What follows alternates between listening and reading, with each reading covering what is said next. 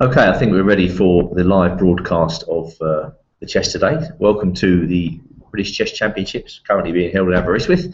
This is round 10, live commentary with myself, Andrew Martin, and International Master Ravikumar, as usual, at my side. Yeah, good afternoon, everyone. Exciting round today. Very exciting because Hawkins is still 1 point ahead. Yeah. And there's only 2 rounds left. Somebody's got to beat him. And today he plays black against Mark Hebden, which is a pretty formidable test. Yeah, I think if he's a point up, he would be more happy. He's only half a point ahead. Oh, is he only half a point? He's only a half a point Well, ahead. it just shows how much attention I'm paying to that. So, I mean, I'm just turning up, commentating on the moves and going home. That's it. Right. Yeah. And I think, at the outset, just, I was having lunch downstairs, and I see these 2 veteran grandmasters, Hebden and Keith Arkle, sitting down and having lunch. I've never seen someone so cool sitting down with a crucial game going to happen in the next half an hour. No computer, nothing, just having a gradual chat about their game yesterday. Right. And so I went up and say, hey, all the best, game on. He said, and then he joked and said, is the game on today? So so I think that speaks volumes about Hebden's approach to chess.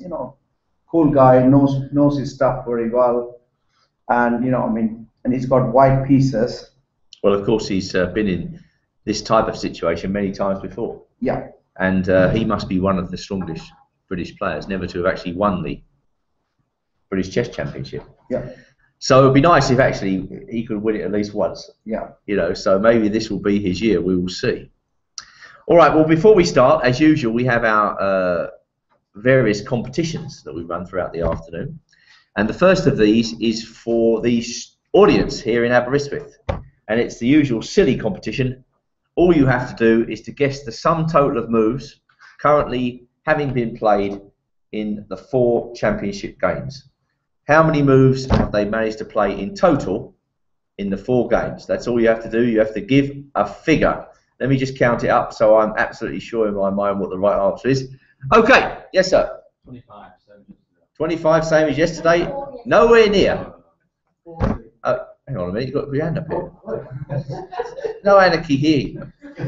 You might get your cabbages out for later, but we don't have anarchy in the competitions. Yes, please. Eh? No, sir. No. 39. No. This is a bit random, this competition, as you can see. How many? I'm afraid not. Okay, 43. 43? No. 16. 16? What do you think they are? Hired snails? No. Yes. 29. Sorry? 29. 29? No. I'll give you a clue. It's more than 35. 127?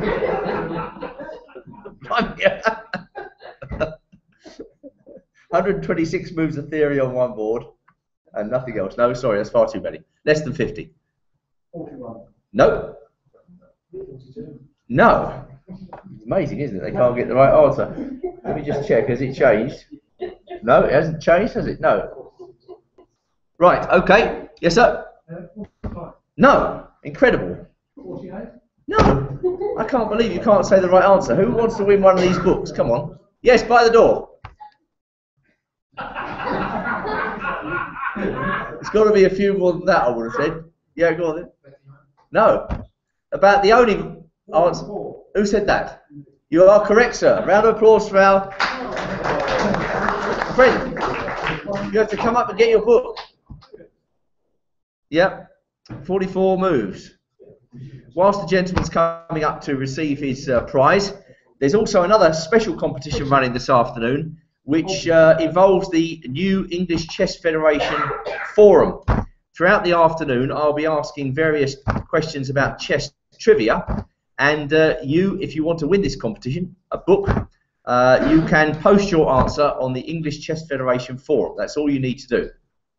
So the first question, very simply, is which London chess club or chess organisation plays at Moscow Road? Don't say anything in the audience here. That is the first question. Which chess club or chess organisation plays at Moscow Road? So, if you know the answer to that question, all you've got to do is to go to the English Chess Federation forum. That's the new forum, which is pretty quiet, but anyway, I'm sure you can liven it up, and put the answer down.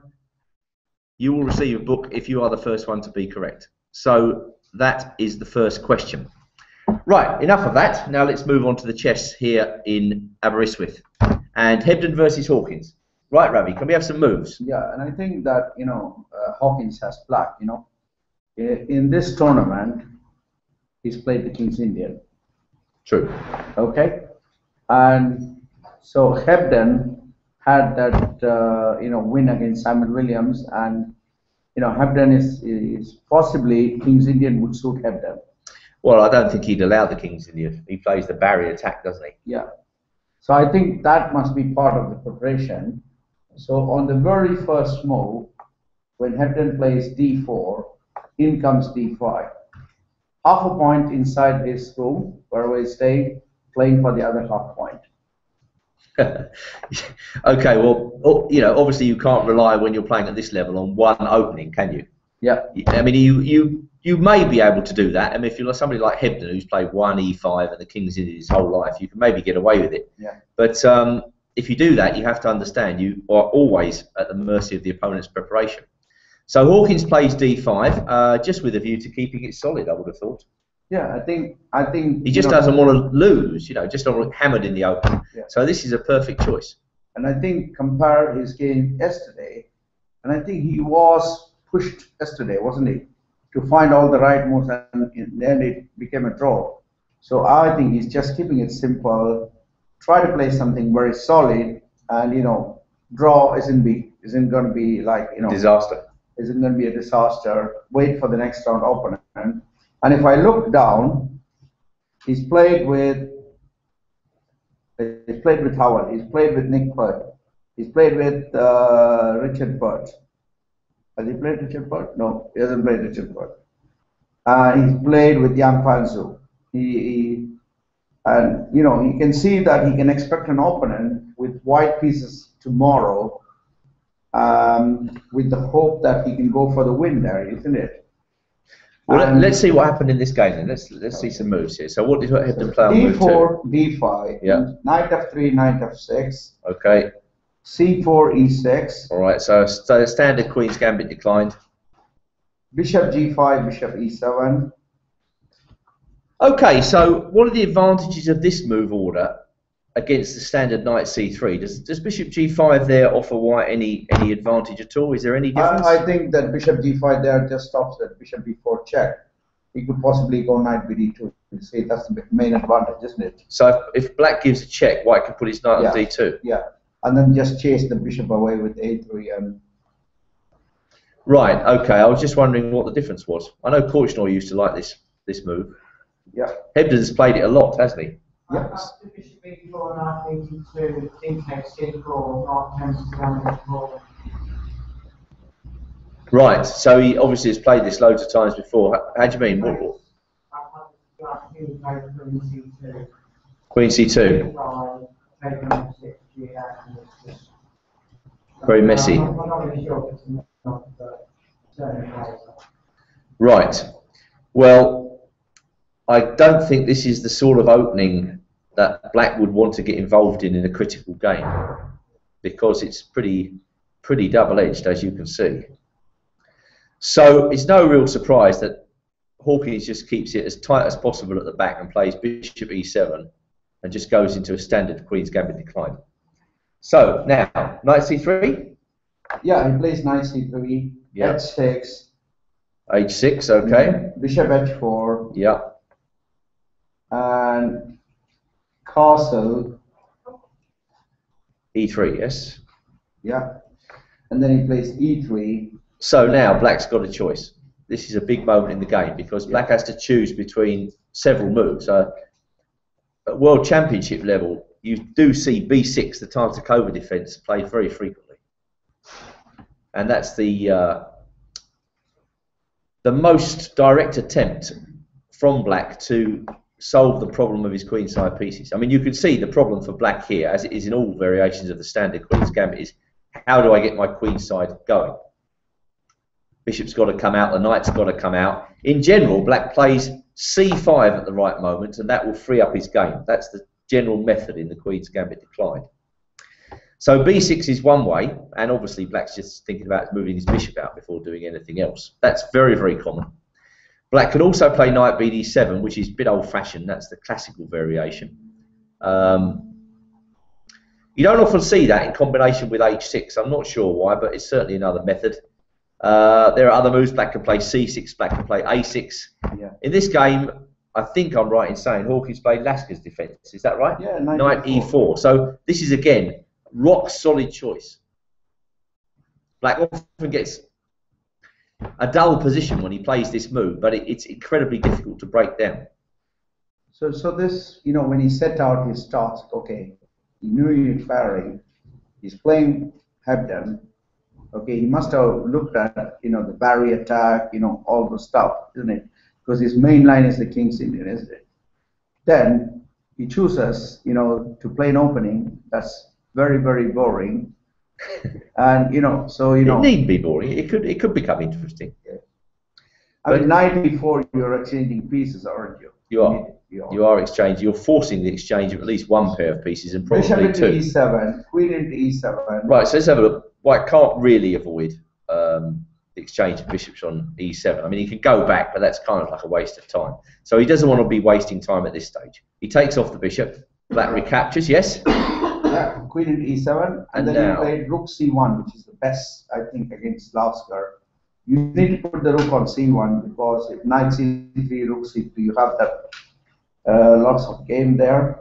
And rook c1 played. Well, there are other moves as well. Yeah, for instance, c takes d5. This is quite solid, isn't it? Not allowing knight to c3 and all.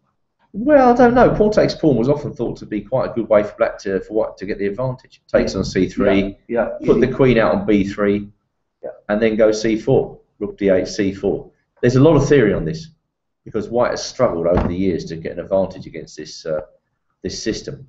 But anyway, rook c1 is fine, and as Ravi says, the idea is to take on c3 with the rook. Yeah. So what did Hawkins do? Did he chop that knight off? c6. He didn't chop the knight. Okay. And bishop d3. Right, so Hebden's kind of forcing an exchange now on c3 because I'm not sure black really wants to play the ugly move f5 in this position, does he? Because then you haven't really gone any distance towards solving your queenside lagging development. That is black's issue, really. Everything about his position's fine, apart from the fact he hasn't got his queenside pieces out. So let's see what he does. Does he chop off the knight? Chop off the knight, rook okay, c3, goodbye. d takes c4, bishop takes c4. Yeah, that's to make the bishop a target. And now, knight d7? Knight d7. Right. So now we're coming to a position where black's starting to think about freeing up his game. Yeah. And he can do this in two ways. He can play e5, or he can go for c5. Yeah. But black can't do without either of those moves. He's got to play one or the other. Yeah, he's got to play one or the other. And, you know, the line with e5, it often leads to quite a difficult situation where you have this, you know, new move in that line. When you play e5... Well, let's say did white castle? I presume castle. He did? Yeah. Yeah, okay. And now... Now, e5 is possible, but it is possible. It looks... Yeah, e5 is one of the moves here. You got rook d8 as well, but Hawkins played b6, which I like quite a bit because, you know, he is hoping for a draw and reserve everything else for the final game. Okay, he's going to be wide. He's going to have that time. So he says today is you know, just solid chess. Don't take any risk. You know, he's done all the hard work in the earlier rounds. And Hebden needs to win. And Hebden needs to win. That's it. So, I mean, paradoxically, one of his best ways to play for the win, Hawkins, is just keep it rock solid and try and play for a draw, if you see what I mean, because Hebden's got to do the running, make the running here. And just going back to e5 for a moment, there is a line in the classical system where white just takes everything off and goes f4. And now with the rook on c3 here, you know, it's not even a gambit. Black can't take this pawn. So this could be dangerous because when the black queen moves, white goes f5 and cuts the bishop out on c8. Yeah. I think that's called the Rubinstein attack, if I'm not mistaken. Yeah.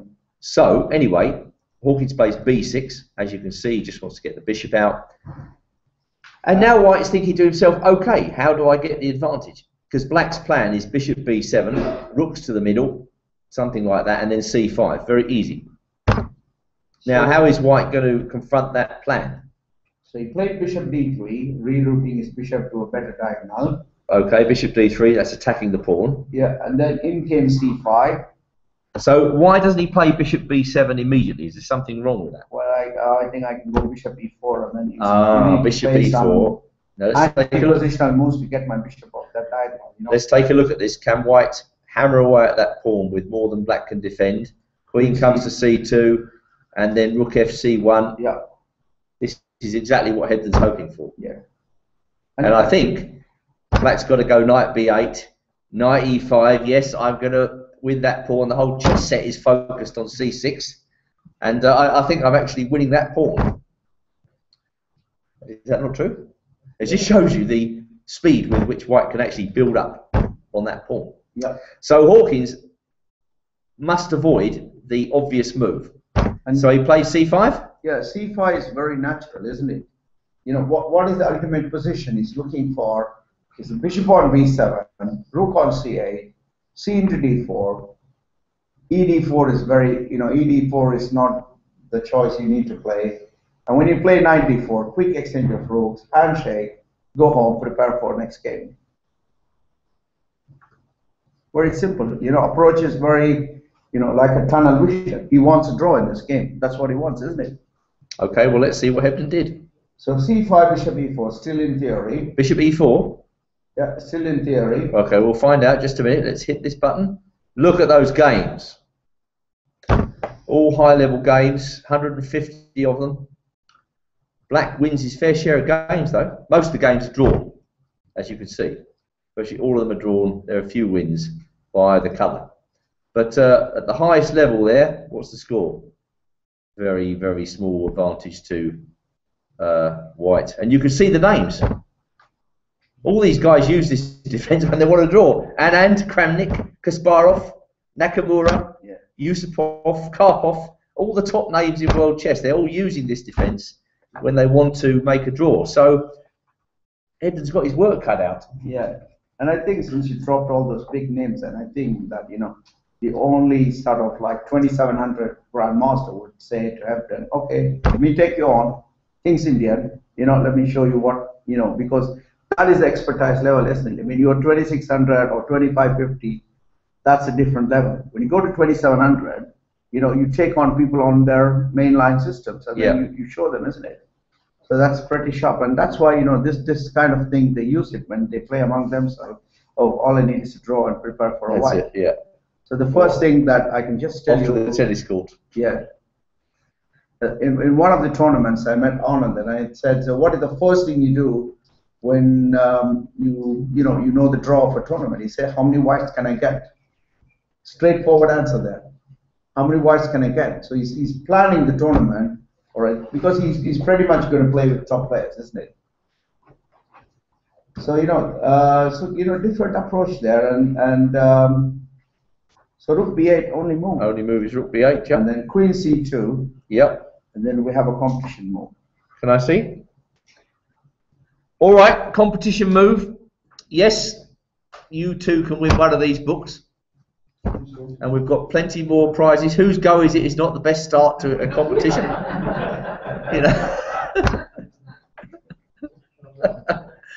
Right, now hang on a sec. Okay, it's Black to move. The rules of the competition, there aren't that many. The only one is, if you have come from the tournament hall, if you've seen this move played, don't enter. Because there'll be plenty of opportunity to enter later. We're not tight with these books. I'm going to turn the ball around for you. What did Hawkins play? Guy nearest the door, barred. Yes, sir. Bishop a6. Well, doesn't look a bad move. It even attacks a rook, but he didn't do it. Yes, sir. CD. Pawn takes pawn. He attacking a rook in a different way, but giving away the c file. No, he didn't do that either. I don't think Black really wants to play pawn takes pawn yet, until he's got a rook on the c file, because he doesn't want to allow White you know, command of this file, especially against somebody like Hebden. You know, you give him a small advantage. That's what he loves. He loves nothing more than eking out a small edge out of the opening. So whatever black does, it's got to not make it easy for white. Right, guy. Yes, please. Bishop b7, the neutralizer. Yeah, I think bishop b7, the problem with bishop b7 I can see is bishop times b7. Yes. And then you play rook takes b7, in comes queen e4. And then your white squares are a bit tricky, isn't it? Yeah, he has to exchange this bishop, but you know, I mean, you know, I mean, in this position, when he takes on d4, what white has established here is that when he takes on d4, he's going to take knight into d4 and look at that c6 square about a couple of times. Well, it's an interesting move. I mean, it makes a lot of logical sense, but once again, he didn't do it. Yes, sir. Knight f6, attacking the bishop. Again, a logical move. And when the bishop moves, then bishop b7. The thing about knight f6 is it does leave this pawn attacked. Yeah, the main problem with the gentleman's move I can see is that you do get a tempo after knight f6. Then when I play bishop d3, you have to make a decision about the c5 pawn. Yeah, but after knight f6, why can't I just whip this pawn off? Just take it straight away. Yeah. You know, you'll be left with a serious weakness there. Right, okay, chap at the back there, yes please. e5, he wants to play both freeing breaks. He's played c5, now he wants to play e5. Okay, isn't that now something like...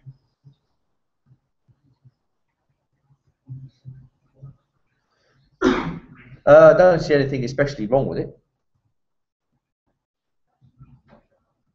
But he didn't do it. I'm really sorry. Yes, sir. Rook d8, another very sensible move. Can I but he didn't do that either. The gentleman who said e5, there's some theory in it which says that after e5,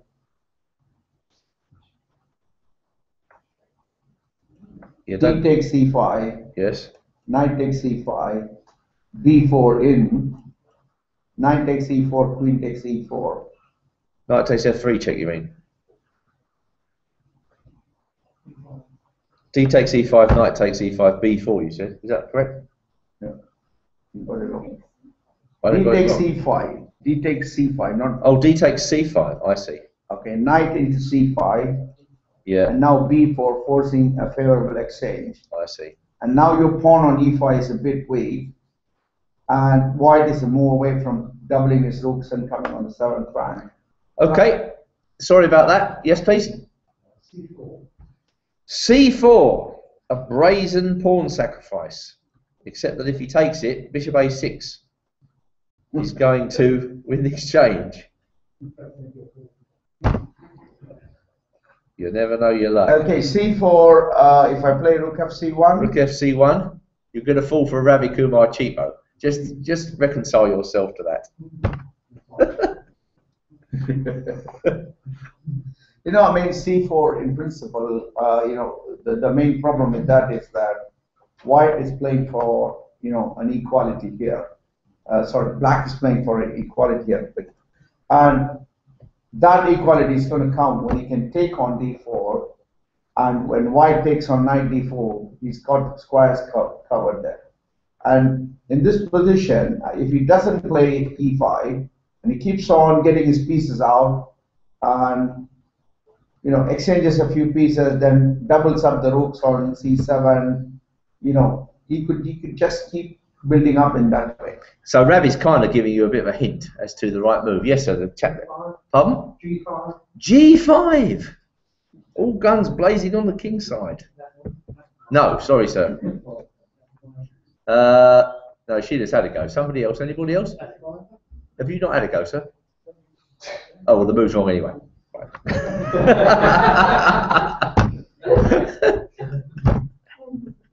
It's amazing nobody can get Hawkins' move. It's so difficult. Yes, sir. A5. That is correct. Round of applause for our friend there. A lot of muttering in the front. That's what I was about to choose. Why did you say so then? Come and tell me your prize. Right, come and get your prize. Great pawn moves on the side of our time. So we do try to give you all possible help. You've got to pick up 1 point and do that. So A5 played in the game. So clearly, when white takes on c5, he's going to take back with a knight, and he doesn't want that knight dislodged. Yeah. It's an ugly move, though. Yeah. It's ugly because it creates a big hole there. The question is, can white take advantage of it? I doubt it. All right, well, bishop c6 looks interesting. That would certainly be one of my favourite moves here, but does he... What about that? See, now I'm trying to force that knight off so I can win a pawn. Can I play bishop a6? Well, bishop b7 is also possible, isn't it? Yeah. And then if you play bishop d7, then you take on f3, don't you? Take on f3, take with the pawn. Well, I don't believe that's any advantage for white, do you? Well, you've got to take on d7. I'm winning a pawn. Well, you're winning a pawn, that's true. And then, you know, I have some problems with my king side. But I think if you allow me to get an extra pawn in the endgame, that is a big problem, isn't it? What did he do? He played rook d1, still theory. Still theory? Wow, Yeah. Let's have a look. Lots of games still. Look at all these games. 22 games. Yusupov. Asmai top grandmasters playing this, trooping out to play this position with black. So white played rook to d1 now. It seems to be a straight choice between rook to d1 and rook to c1 according to the moves here. Yeah, I think rook d1 is much more, you know, has something happening on the squares, isn't it? So black has rook d8. Choice of moves for black is rook d8, bishop a6, and bishop b7. And what did he do? He hasn't made a move yet, but bishop b7, rook b7, a3, and then rook e8. Let's It's refer just to our, quite, you know, playing very quietly, isn't it? our 3,000 rated friend here likes rook d8 or bishop b7, but it evaluates is it better for white. No, it's slightly better for white, but you know. I mean, rook d8 looks most natural, doesn't it? Definitely. Yeah. All right, well, this is a typical position from this opening variation, and the two players are really just playing out theory at the moment. I mean, if you asked me to choose between the two positions, I would definitely choose white, because black has been forced to make a kind of concession on the queen side. But that may not matter. And interestingly, you know, both Hawkins and Hebden are quick players. They do make the move quickly. After about 7 games, Hawkins was taking lots of time yesterday. And today, after he played rook d1, Hebden has 1 hour and 27 minutes in his clock. Very quick player, sees an idea, likes it, will go for it. Hawkins is thinking with 1 hour and 11 minutes. So, critical question, he has to find a way to equalize. And I don't think he's quite equalised, has he? No. Because he's always got to worry about this pawn on c5. That's the issue, really. Yeah. If he takes on d4, he lets white in. If he doesn't, then the pawn's a target. So he still has to equalise there, but it is a typical position. Right, now we move to the next one, Perk versus Howell. This should be interesting because both players will be playing for the win. And Nick Perk is probably very pleased he's got white against David Howell because he should be able to exert a bit of pressure. Now, we've got a Grunfeld today. Is that what we're going to get or something else? King's Indian, perhaps? So Perk opens with d4 for sure, yes? d4, nf6. Yes, c4? Knight f3? No, nf3, e6. Right, so this is different to the normal routine and is inviting Perk to show his theory. Perk normally plays c4 here. Yep, played c4. Yep. b6. Okay, so this is referring back to earlier in the tournament where Perk was playing Williams. Do you remember he played a3 there and Williams played bishop a6?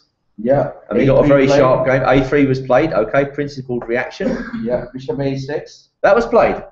Yeah. So is he going to repeat the game against Williams? Possible. Queen c2. This is the game, yes. c5. Bishop b7. Bishop b7.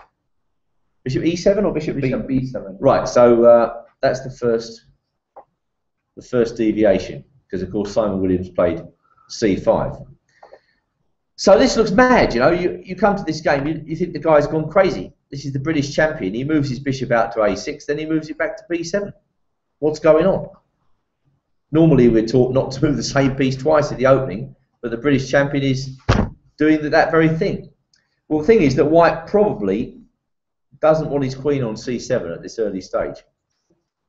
C2, sorry. And Black is just giving a free move. He's given that free move. He's saying, well, okay, the queen's not ideal on C2. So White now plays knight C3, is that correct? Queen C2, Bishop B7, Knight C3. Yeah. C5.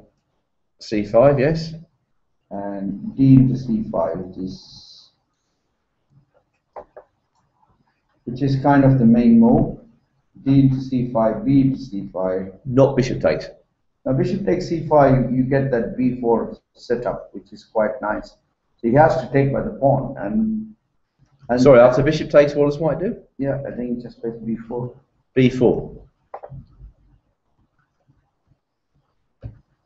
You know what type of middle game we're going to get is that Howell is going to have pawn on C5, D6, E6, and Perk is going to have the open file along the D file, so he's going to exert some pressure on that. And you know, in that type of a typical middle game, I've seen a couple of games where Kochnoy, he just goes B4, B5, A4, A5, and he creates a pass pawn there, and he's done it. Well, if you say so. 158 games with this line. Yeah. If we compare it with B takes C5, which was the move Howell played, he certainly didn't do that. Let's have a look. 233 games. And this is the more modern of the moves, B takes C5. Yeah. I mean, we've got a few games from 2014, played by strong players. So B takes C5, trying to keep a black pawn presence in the centre. All right, so bishop G5 or G5 is standard move. He goes bishop F4. He played what? Bishop F4. Bishop F4.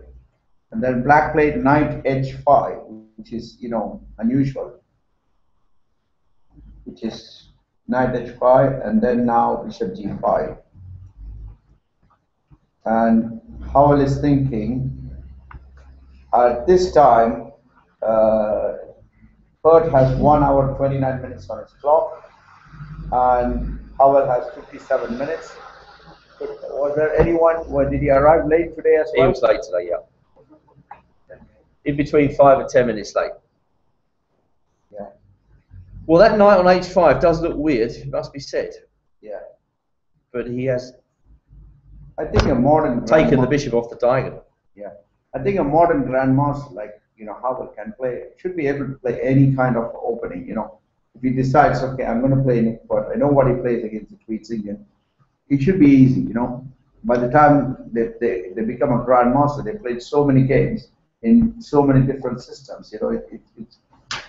It's anyway. Well, knight H5 is not a common move. It's only been played a few times. Black plays bishop E7, he's played bishop takes F3, he's played D6, he's played queen B6. Knight H5 is relatively less common. Yeah. In fact, only 17 out of 134 games have gone with that move. Not everybody likes putting their knight on the edge, do they? Knight H5, and especially when bishop comes to G5. Well, bishop E7 looks like the standout move here. It's been played in 16 out of the 17 games. Yeah.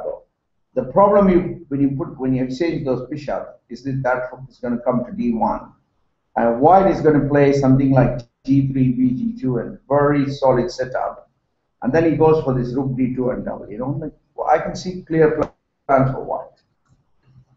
Bishop G5 and Howell is thinking he's down.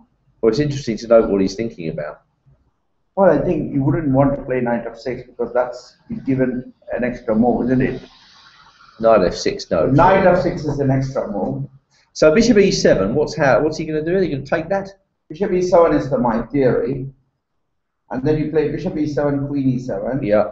Then White plays E3, not allowing knight F4. Yep. Black castles. Bishop E2. Bishop E2, and now knight returns to F6. Yep. and he castles. Yeah. And the thing I like about this is that the white rooks are going to come into that open file. Rook D1, Rook D2. Yeah. And you know the structure is going to be pawn on C5, pawn on B6, and pawn on E6. You cannot afford to push either D5 or E5. And then the longer, you know, there's been a lot of games even played by Carpo in the system as white. You know, it's just tremendous pressure on that D6 point. Well, that all depends on black leaving the D pawn where it is or playing D6. I mean, can't black play for D5? Can't he, for instance, in this position, why don't I play D5? I'm not going to be tied down by your plan. So if we play D5 in that position, I think I have to play CD, ED. Yeah, okay. And then I have to go knight A4, hitting your C5 pawn. Okay, I'm tempted to say Knight big, D7, and then rook deal. A6. Big deal, I'm tempted to say. A minute ago, black had his knight on the edge. Now white's got his knight on the edge. What are you doing here? Well, trying to get something going Obviously. on the C pawn, isn't it? Should I play rook F1 now? Okay, rook FD1, but this doesn't look like anything special. Why is this anything special? This is typical play, isn't it? Knight E4. As you would say, in.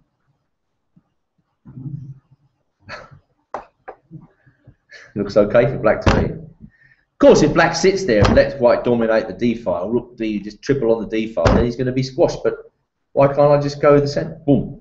Has that been played? I'm guessing that it has. 2 games. One of which is a fairly obscure reference. Castles.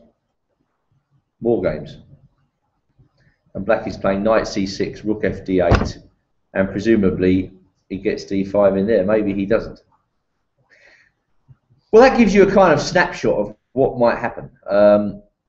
Black may inherit a set of hanging pawns in the centre. Again, it's very solid for black, isn't it? Yeah. It's how choosing something solid instead of choosing something unbalancing, like the Grunfeld or the King's Indian. So it's kind of motivated by a desire not to lose. He wants to keep, you know, some winning chances, but at the same time, he wants to keep it rock solid. Okay. Because Perk is an extremely dangerous opponent for anybody. So bishop e7 is what we expect. Do we have anything else, or is that it? No, that's it. Sometimes you wonder what the guy's thinking about. What is he thinking about? So there is a rating difference of about 86 points, roughly. You know, so that's where, you know, when Howell entered this tournament, obviously you can see he's the only player going on to play in Tromsø. Apart from Akshaya, I think so. Akshaya is playing in the ladies team, yeah. But I mean, so I mean, it's you know, like before a big tournament, you see the other top players who've been selected to represent England in Tromsø.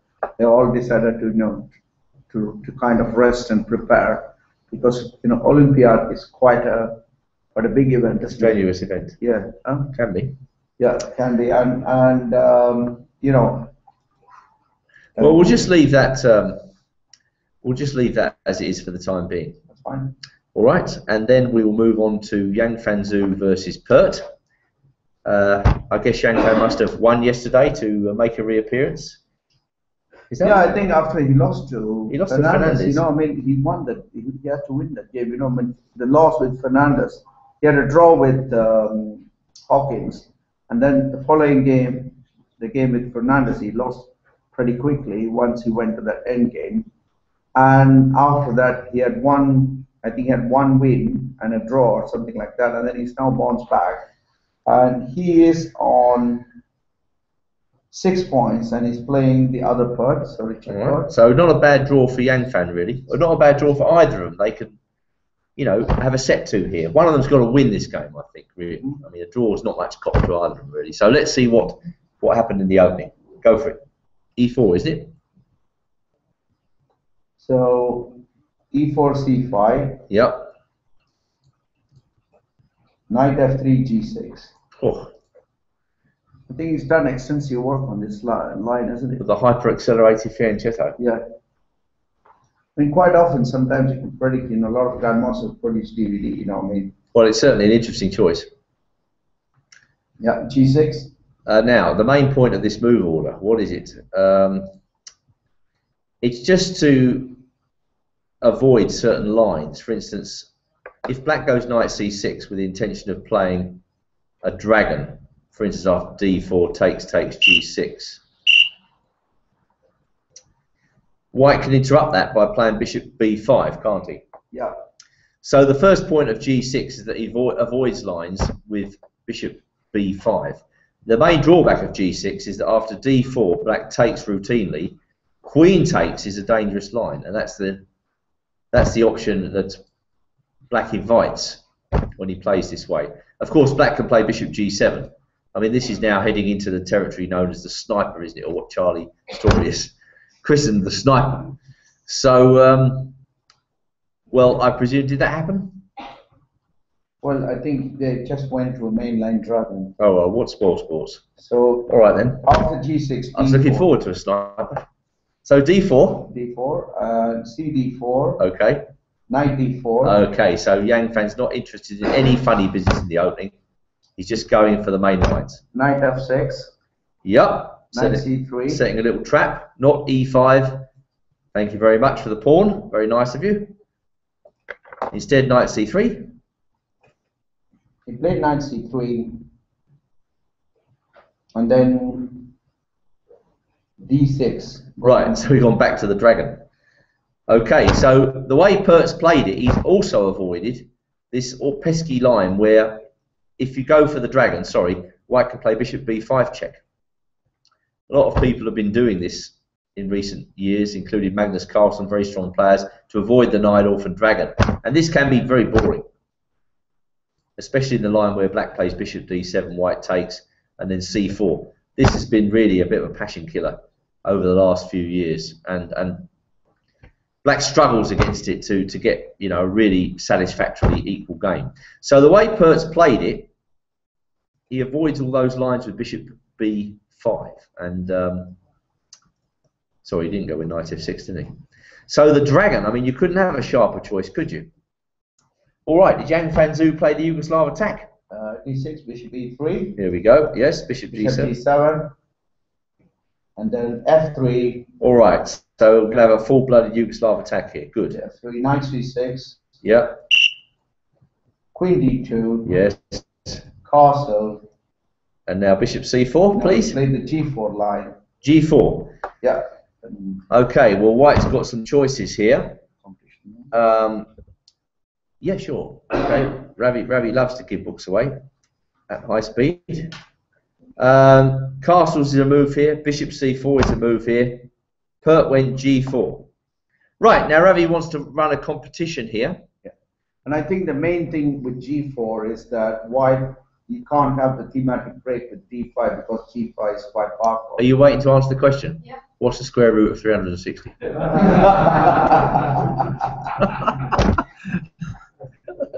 That's stuffed you. Right, okay, so g4, anybody who knows dragon theory will be able to get this move instantaneously. What did Richard Perk do? Yes, sir? Was it h5?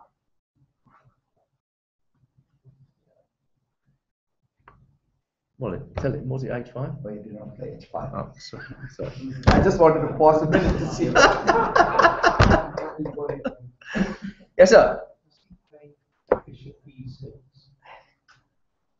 Are you asking me or telling me? Oh, that's the right answer then. Congratulations. Round of applause for our friend there. Now the next thing is, before you get your prize, you have to explain it. Yes. Yes.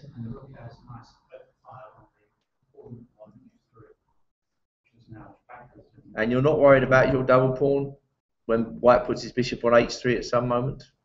Doesn't trouble you in the slightest? Oh, you're eyeing up the pawn. Yeah. I see. So black, typical dynamic trade-off. Black accepts double pawns, but in return he gets activity for his rook. Okay, congratulations. You want to come and pick a book? You're welcome to do so. Congratulations. Yeah. That is one move among many, but I think that's probably thought to be the most reliable. This is known as the Karpov variation, because Karpov won a lot of games using this line. I think he even beat Tony Miles in a famous game using Yeah. this line. Yeah, and then 20 miles went E6, isn't it, at the right time? There's some end game here that White's aiming for, isn't there? So does White castle? G4. Yeah, bishop e6. Bishop e6. He took the bishop. You know, I thought that's why I thought it'd be very difficult for anyone in the audience to choose a move with bishop e6, where you're giving away a bishop, and you're also creating the double pawn there. And also, if the white bishop appears on the c4 g8 diagonal, there's a lot of trouble. I thought that would discourage people from playing bishop e6, but obviously he's prepared. We've got a very sophisticated audience here. You know, Yeah, they not only know e6. theory, they don't worry about dynamic weaknesses. This is modern chess. If it works, it's got to be played. So knight e6, fe6. Yes. Long castle. Okay. Knight e5. Knight e5. Attacking Bishop e2. f3. Yep. Bishop e2, queen c8 still theory. Thank you. h4. Here he comes. Knight c4 still theory. Sorry, h4, knight of d7 still theory. Okay. f4. So now there is serious pressure here. f4, the 4 pawns attack. Yeah, knight c4. Yes. Bishop c4, queen c4, You're going to tell me this is still theory. This is absolutely theory. Now what? It looks terrible for black. e5. e5, yes. And now, first new move. The old move is knight b6 or rook of d8. He plays rook a d8. Rook a d8. This could get really sharp, couldn't it? Well, let's have a look. He says it's theory. 25 games found. Some 2014 games. Rook a d8 has been played in the vast majority of games.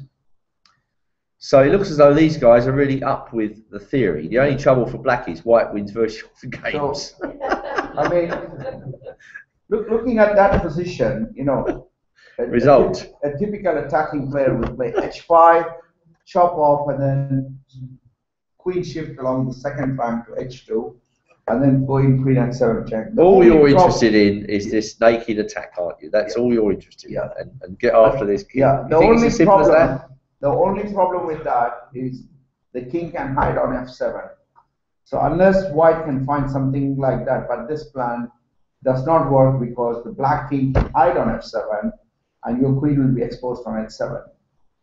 Okay, what is black threatening here? Black is possibly threatening to play d takes e5 and then possibly, you know, try to win that pawn and allow you to exchange. Right, Ravi, I'm just, no more words, I'm just going to get on with it. Now you show me how he should play. Okay, h5, d, d5. d5, hg6. No mucking around. H to g6. Yeah, queen h2. No messing. Thinking's not allowed. No, I'm just thinking that, you know, you've got to play fe5, isn't it? I think you could just take this pawn, can't you? Yeah. You could take this pawn. I'm not really threatening anything. Yeah, I'm going to take the pawn. I thought I could give check and play rook f1, but you just stopped me. So the absolutely direct approach by white doesn't work. So rook a d8 is an ugly move, isn't it? It's not really a dragon-like move. You're supposed to put the rook on the c file or the b file and get some action going. But white's position is so loose on the king side now, and it just takes one move to fall apart because black's that d takes e5 is very strong. You know what? White's got to change the nature of his attack. You know what is the thing missing is that he needs to double the rook on the d file. So I'm thinking. Can I change my approach here? What if I take on d6? How stupid is that? Take on d6. Take on d6 with the pawn. You're really going to take back? Yeah, I want. You don't have to. You can move the knight. Yeah, but I like d6 and then inviting your queen in. You're inviting my queen in. Is that wise? Okay, the queen accepts the invitation.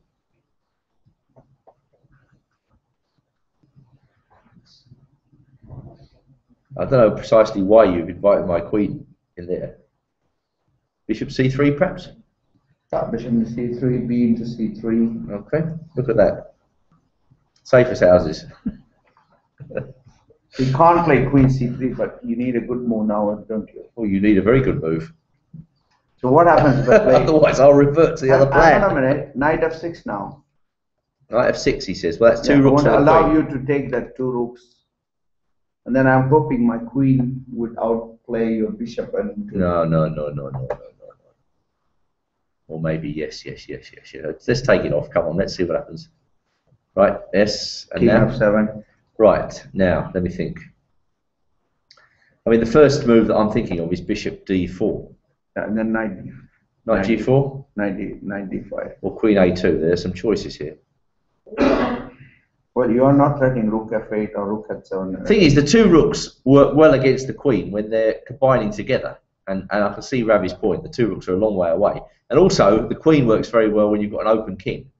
Or pawns to round up. So this list looks very, very unclear. And black can grab quite a few pawns, can't he? He can take the g pawn. He can take the a pawn. That looks like a free pawn. Yeah, queen a2. You got to stop queen a1 check. So if we turn the engine on, because we could take all afternoon analysing this, it says equal. So let's refer to all mod cons here. We can just have a look at what people have played in this position. And the vast majority of them have taken on d6. There's a few h5s. And there's a queen d3. So let's just check out these statistics here. We can actually call up the mega database 2014 and see what white is doing. Only 10 games at the moment. I think queen d3. Queen into d3, rook into d3. E takes d6, 81%. It's not looking good for black after that move. h5, 3%. h5 3 times scores 0%. So the difference seems quite marked. So what did Yang Fan do? Has he made a move? No, he's thinking. Right, so I think we can safely assume he's got the end of his, he's up to the end of his theory. Yeah. Right, so he takes d6. Now, okay, so let's just turn this on, otherwise we could be here all afternoon. E takes d6, and the computer then suggests just h5 not taking on d6. So if you take on d6, what does it say? Bishop takes c3, b takes c3, queen takes a2. Better for black. Okay. I have my stockfish running. It's got a brand new approach to this one. Okay, which is h5 straight away. Not take on d6. h5. This is Deep Fritz 13 versus Stockfish here. Yeah. Okay, h5, yes? Yeah. And then d5 is your move. Yes, it is. And then clearly better for white after f5. f5? Wow. And the point of that move is? Point of that move is that it opens up the H line. It opens up the G line. No games.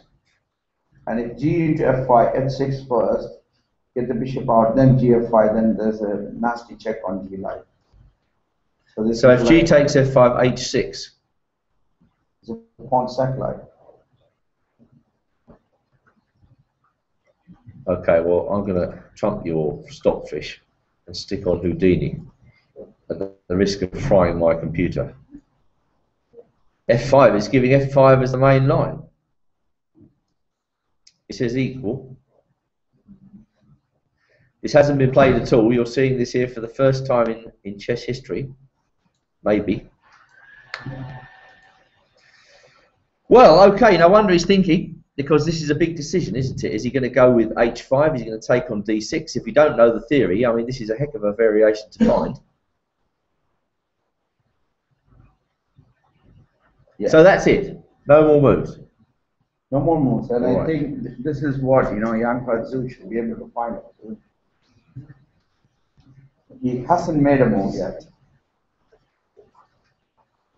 All right, well now we come to the second chess trivia question for those of you watching online. The first trivia question, which I hope has been answered by now, was which London chess club meets at Moscow Road? And if you wanted to win a nice book prize, all you had to do was to answer that question, write your answer at the English Chess Federation forum this afternoon. Somebody will pick up your details and send you a book. And the next question is very simple. Who was the women's world champion before the current world champion? Okay, I hope that's crystal clear. It's not clear to me, but I'll say it again. Who was the women's world champion before the current world champion? If you want to win yourself a book, get onto the English Chess Federation forum and give your name and details plus the right answer there, and hopefully you will win a prize. Right, so let's move on now to Fernandez versus Ems. We haven't seen this one, and anything could happen here. So what happened? Okay, Fernandez against Ems. Right.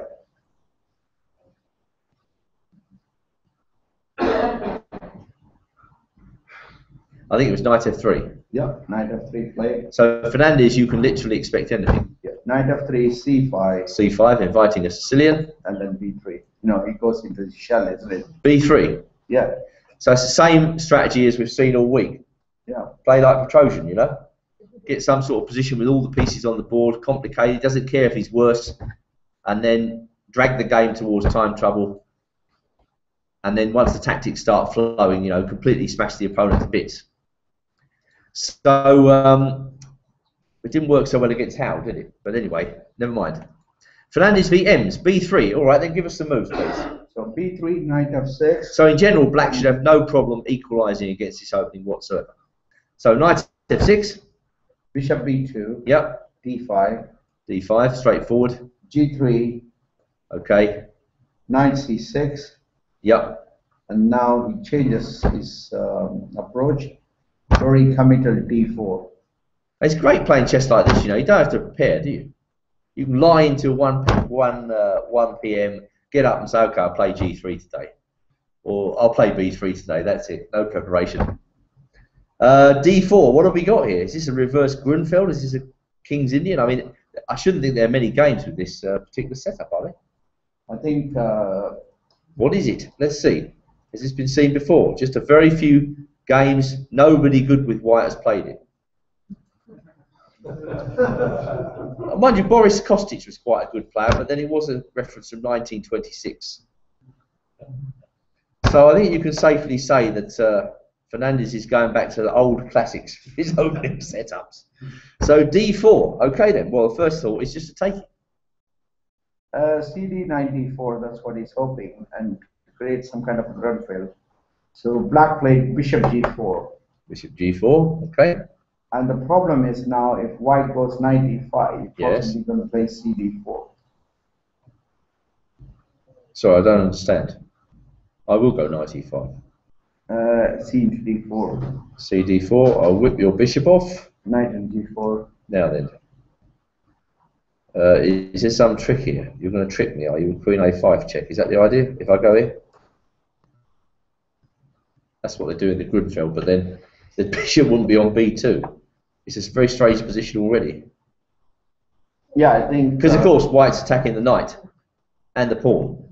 But can he go check? That's the move I was worried about. Yeah. What about this check? That's slightly irritating, isn't it? Yeah, he might play king e2. Well, I think they'd be pushing the boat out a bit too far. No, okay, man. that doesn't look so great. That doesn't look. So Ems has made an interesting choice. Yeah. So what did he do now? I mean, this game's going off the beaten track very quickly. Yeah. Let's see if Boris Kostic is still involved. He is. Yeah. He's following that old Kostic reference of 1926, and he played knight bd2. Is that what? He hasn't played a move yet. They've only played 6 moves, an hour and a half.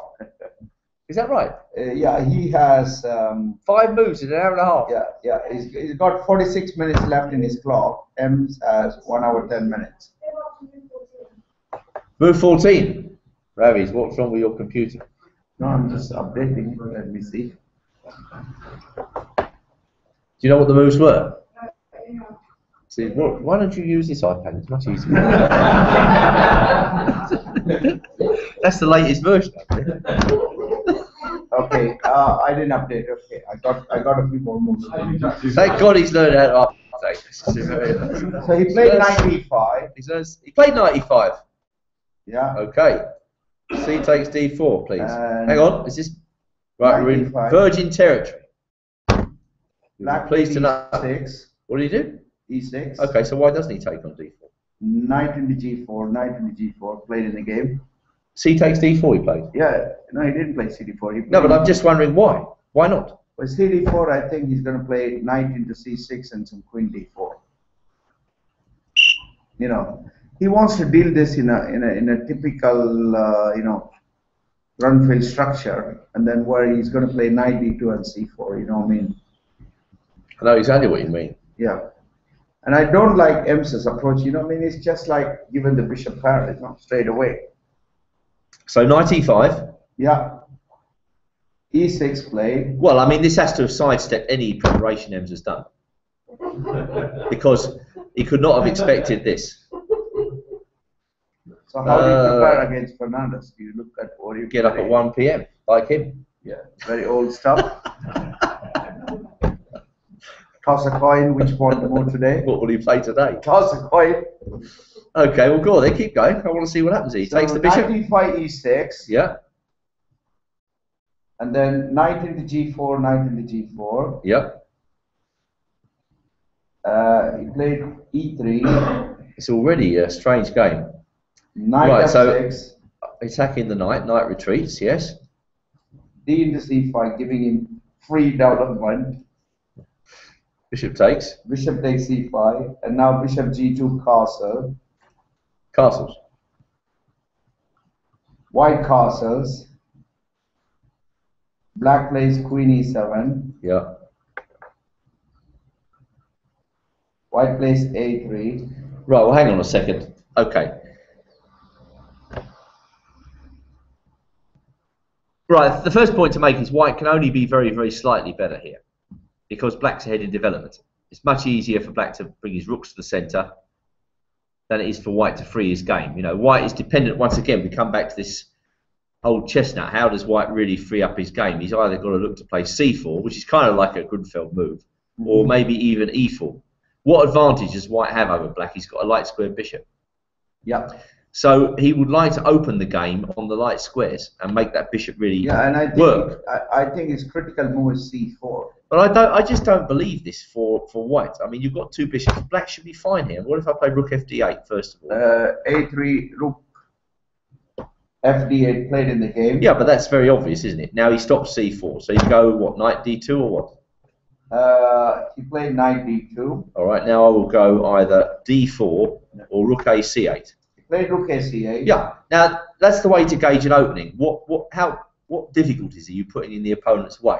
Yeah. So black has no difficulties whatsoever. No. He played queen E2 now. So what price your bishop here in this position? Okay. I think what white is saying is that I'm keeping all my options open. My bishop on G2 is the main part of, the thinking is that the bishop on G2 will come alive and that would upset, black's position. He is going to strike at the center with C4. And the problem with D4 is that he can go E4. And then he can maneuver his knight to D3. So, these are the things he has in his mind, It's a very, very minuscule edge for white. Yeah, I agree. So no more moves there. Black's position is respectable, though, it has to be said. Yeah. All right, so let's move back to the top board game, Hebden versus Hawkins. So we left it after rook to D1, and we thought that white was a little bit better here. So we left it rook D1. There was bishop A6. Okay, well, let's just check the theory here. Rook to D1, so we've got a handful of games, mainly very strong players. Mixed results. In fact, exactly 33% each result. So this tends to suggest that this is a respectable line for black, and he could play bishop a6 or rook d8. So what did Hawkins play? Bishop a6, was it? He played bishop a6. Okay. h3. Now, okay, so bishop a6, a quick check. In every game so far, white has gone bishop c6, with once again an equal score for each of those games. So h3 is the first new move. Yeah, h3. So let's hang on. Let's have a look at it from the other side. So, do you think Hebden's out of his theory? He's just making moves now. Well, Because h3 is, you know, it's the type of move that says, okay, I can't exactly see what to do, but I'm going to improve my position very slightly. That's all h3 is doing. Nothing more. Because it hasn't really improved white's locked, as in black can play rook fc8, can't he? Did he play rook fc8 or rook d8? He played bishop a6 is the last move, and then he played h3, and then he played rook of d8. Rook fd8, yeah, okay. Getting the rook into play, and then bishop c6. Okay, so the thing is that we saw this possibility earlier, and now white is definitely forcing the issue because he can't see how to make progress against black's solid setup unless he manages to force back to do something with that pawn. So I suppose black is threatened with bishop takes knight and then capture on c5. Right, okay, so what happened next? So bishop c6, c into d4. Right, so there we are. That's the first sign that black is worried. I was thinking I could take with a knight now. Knight d4, I think he has knight e5, and then he's okay. Knight takes d4, knight e5. Yeah, he's okay, and then he can put rook bc8, and you know, kind of some kind of equality because he has also access to that d3 square. And if I come back with bishop e4, he might play f5. really? Well, f5, yes. I have to play f5 now because otherwise you are threatening f4, and then knight c6 is a massive 4. So f4, f5, f4, f in d4, f in d5. How is that position? I don't know. Let's see what happens because I mean, this could burn out actually, couldn't it? It could burn out. So c takes d4. He took with a rook. he takes with e d4. Take the pawn. Wow. Okay. And then knight f6, solid move. Right. So black is coming to maybe blockade this pawn or control the square in front of it. Knight e5 coming in. Okay. So Hebden again is looking at that c6 square. He wants to put the knight on c6. So the plan is now bishop f3 and then knight c6. That is his idea. And then queen d6. Queen d6. You know, I would have thought that a typical move here is just pull the bishop back. Yeah, I want to go bishop f3. Why not? Yeah, but you know, Hebden doesn't waste time. He sees rook g3. Right, hang on a sec. So what's wrong with bishop f3? Intending knight c6? Is he just going to play rook c8 or what? Can't I cramp you a bit by putting my knight on c6?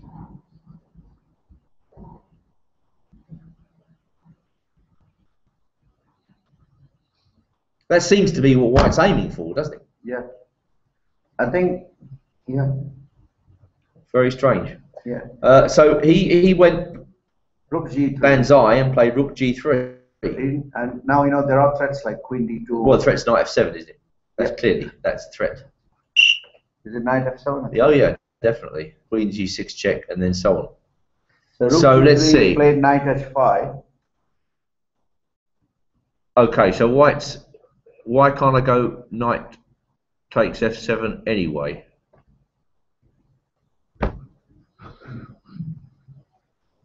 He played knight h5, and I think. What am I doing here? What's going on here? Is it? Okay. Why isn't that strong? Did he just miss that? No, well, hang on. I said when he takes the knight on h5, black can take the bishop on c6. Yeah. So let's have a look at this. So takes Queen check. This is going to be hair-raising stuff. Where are we going to put the king? He has to go king e7. Really? Yeah. That'll allow rook takes g7 check. He's getting incredibly sharp. All right. Then queen e5 is mate. You can't do that. Where is he going to go now? King g8. Don't ask me. I didn't play it. King g8. He's choking. Yeah. Okay. Sorry. Tension. King g8. King g8. Okay. Now then, I just need a good move here, and it's game over. Bishop here. Oh no, it's not mate, is it? How annoying. Okay. Well, this is the idea, and Hawkins has calculated that he can get away with this. Queen takes knight. Queen takes bishop. And then if you go queen g6 in or queen f6, he can defend rook b7. So, is that true? I've got queen takes h6 as well. What about queen takes h6? And the idea is d5 and then rook d4, get the rook in. Well, I think I have. Okay, let's clarify one thing. That is the position in the game, right? He played knight e5. Rook g3, knight h5. Right, firstly, I just want to check this on the machine because if I can get rid of these blessed arrows, would help. Right, so stick the engine on, first of all. Queen d6, and now it's just giving normal moves like queen d2 or queen c1. Bishop f3 would be answered by rook b c8. Rook g3, not given. Knight h5, and now there must be something wrong with knight takes f7 because it doesn't give it. So knight f7, king f7, queen g6 check, king g8, takes, rook b7, rook e1, rook f7, rook e5, rook c8. This is an incredible piece of calculation by Hawkins if he's just worked all this out, isn't it? Yeah, I think so. I think he must have seen that. Well, he's got to have seen it, hasn't he? He's down now down to 53 minutes, you know what I mean? Must have calculated. Well, hang on a minute. White can also go rook takes e6. What's going on here? He would have to have seen all this. Now, White's got 3 pawns for the piece here, and he's picking up a 4th. So queen c2 attacking f2. And now the best move apparently is queen h4, just allowing him to take on f2. Because black is threatened here. So queen takes f2 check. King h1. Queen takes d4. Rook h6. And now the astonishing move, rook e8 check. And if rook f8, rook takes g7 check. Here, and then queen takes d8.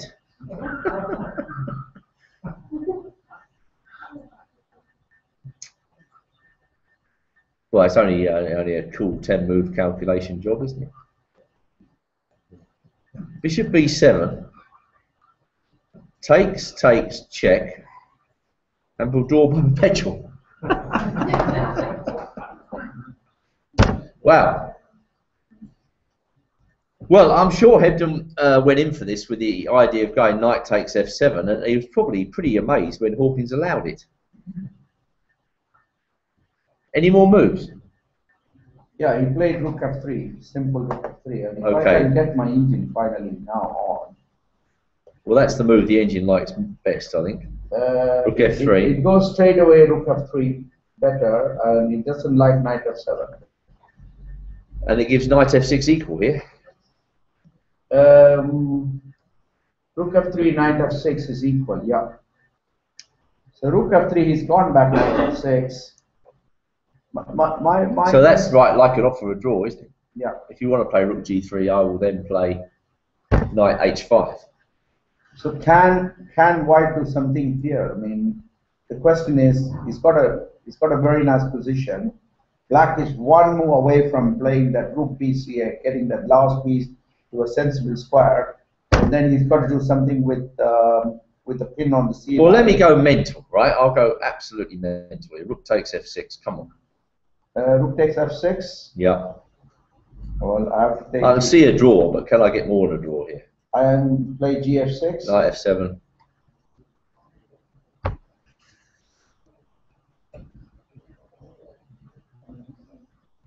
I mean, King F7. no, that's a draw. I've got a draw then. King Queen H7, haven't I? But that's a draw by perpetual, isn't it?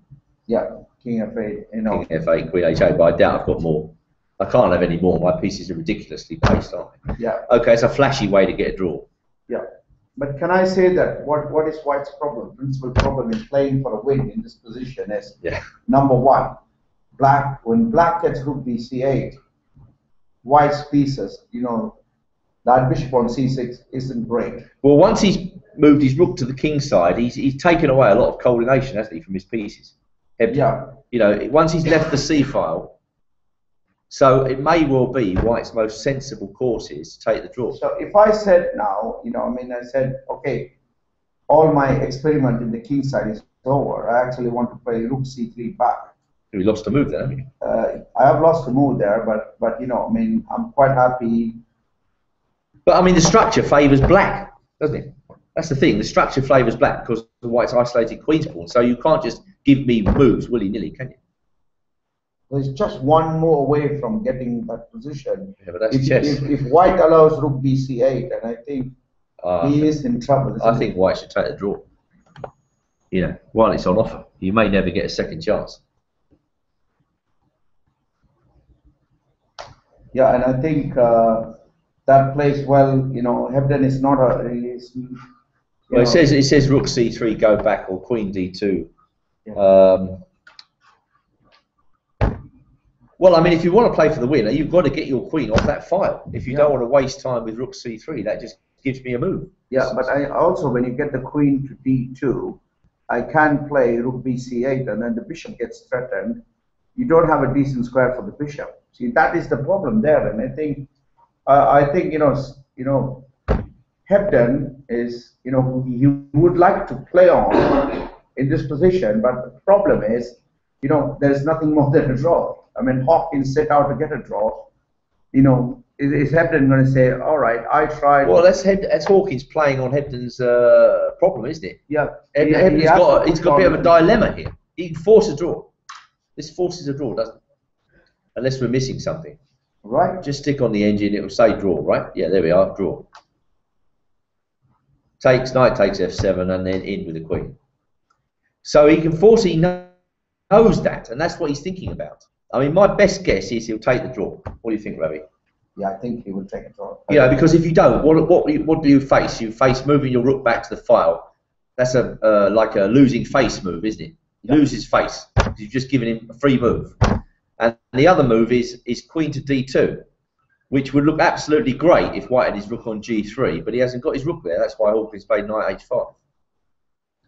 So my best guess is that he's going to go Rook F6 and the game will conclude quite quickly. I could be wrong, but probably not, I think, in this case. Because I don't see exactly what White's doing. I mean, if you've got to go Rook C3, that just shows you he's got nothing to do, doesn't it? Just giving Black a whole move. So, okay, that might be a draw. Perk versus Howell. Now, what is Howell thinking about? We were wondering about that a long time ago.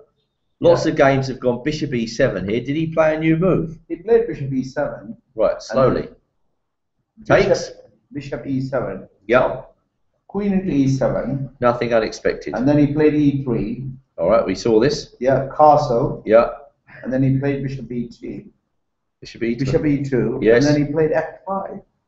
F5. Yeah, no, that shows ambition, isn't it? In this position, I want to go after your king. One game. Chibalo versus Ambrose, 1989, won by White after the simple castles and Rook AD1, followed by Knight B5 and Knight D6. What Black's got to be careful of, he does not get tied down on this file. So let's do this. Okay, castles. This is easy play for Perk. Well, I think he castled in the game as well. He's just played castle. Okay. And then in terms of the time, well, Howell's going to be way behind, isn't he? Yeah. Perk has 49 minutes and Howell has 54 minutes. Really? Yeah, for the so first time in this whole tournament, and I think Howell has extra time. That's incredible. That's What are they thinking about, these guys? Yeah. They've used up so much time over routine moves. If they're playing a 1-minute game on the internet, they'd be playing these moves instantaneously, wouldn't they? There's so many unexploded bombs in this position. You know, it just looks perfectly normal.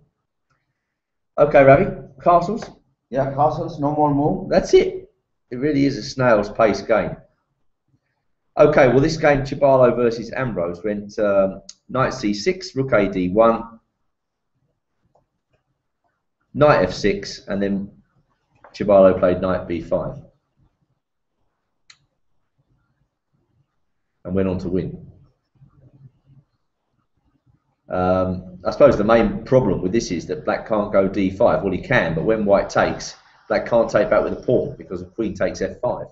You've created that weakness, and now you can't do anything about it. If you take with the knight, then you've got this really lousy pawn there, which can probably be won immediately if I just shift my rook. Okay, it can't be won immediately because it can go a6, but that really is terrible for black. So I'm guessing that Perk really quite likes his position. Yeah. There might be a better way to play it. For instance, could I bring my knight back from the dead straight away and then go d5 now? But the trouble with d5, I can always take it, and you can't take it back with a pawn. It's really quite annoying. So I imagine just a normal move here like rook a c1, d1, rook a d1. And what are you going to do? Bit better for white. So it's an f5 move. I'm not at all sure that's good, Ravi. No. Not at all sure that's good. Just because Howell played it in a big game, it doesn't mean that it's a great move. What it means is he shows ambition, as Ravi says. He's playing for the win. And sometimes in order to do that, you have to take some risks. Right, let's move on. That could be a very interesting game. So, Perk, Zhu versus the other Perk. Theoretical Dragon, where black has just played rook a d8. As we can see, it's still the theory move. Lots of games. Mixed results. White has played pawn takes pawn. He's played h5. He's played even queen d3. What did Yang Fan do? Yeah, I'm just updating 1 minute. Move 17.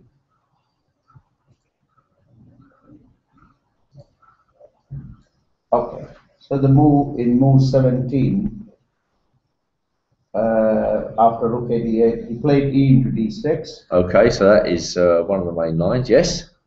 I think after e d6, knight f6. He takes d6, knight f6 was played. Yeah, and then he played queen g2, getting the queen out of the d line. And right, so knight f6 is uncommon. White wins most of the games, and queen g2 was played in one game between Preussers and Zebel, and I think that's probably a correspondence game. So let's get on with it. He played knight f6, queen g2, and now what did black play? Yeah, rook into d6. Rook d6. So hang on a second. One game. So what was that game? That must be a correspondence game. So I've never heard of that white player. And what did black do? White do? Rook takes d6? Rook takes d6, e takes d6. Yes. And then rook d1. Still the game price as Zebel. d5. Still the game price as Zebel. And now king b1. Still the game price as Zebel. And I think black played rook c8. Yeah. No, he hasn't played anymore, but okay. But looking at this structure now that black has, black has this pawn on d5 and e6. I think white cannot have any ambitions of attacking the king's side. That has been eliminated, isn't it? I mean, all that h5 and all is eliminated. So it's a question of, how black is going to approach it. Black is probably going to put a rook on c8 and possibly play b5, b4. That's one of his typical counterplay. Let's flip the board for a second. Okay, so what do I see from black's side? I mean, I can see that my position could become very, very bad if I'm not very accurate. Yeah. If white perhaps just even puts his bishop on d4. Yeah. And that will just sit there, won't it? Yeah, I'm sure if we turn the engine on, we will find a white advantage here. No white advantage, apparently. 98 or B5. I just have a question, Andrew. Sure. Instead of King B1, could I have been very cheeky and gone and tapped that pawn on A7? Take this pawn. Yeah. Queen takes F4 check. Oh, An right. equally cheeky reply. Okay. Sorry, no. And then King B1, yeah, and then. So I think that, that's the thing. White is going to put his bishop on D4 in that position. White is going to put the bishop on D4, and I think the worst move White can play is G5, and if he plays G5, he's giving a lot of squares for the knight. So he's got to put the bishop on D4. That is clear. And What's Black's move first? Black, I think, has to play A6 here, or can he? Because F4 is hanging, he's played King B1. What if I play Rook C8, trying to tie you down?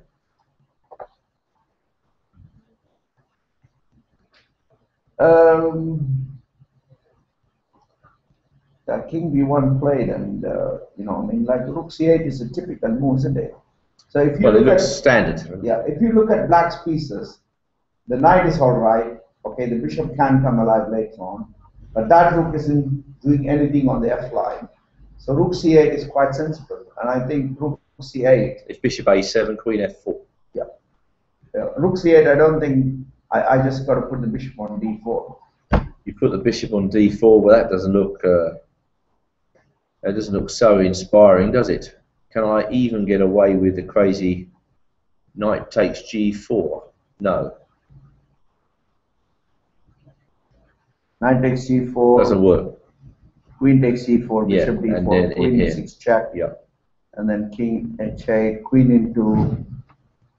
Well, okay. I mean, the obvious move then is B5, isn't it? Just keep pushing there.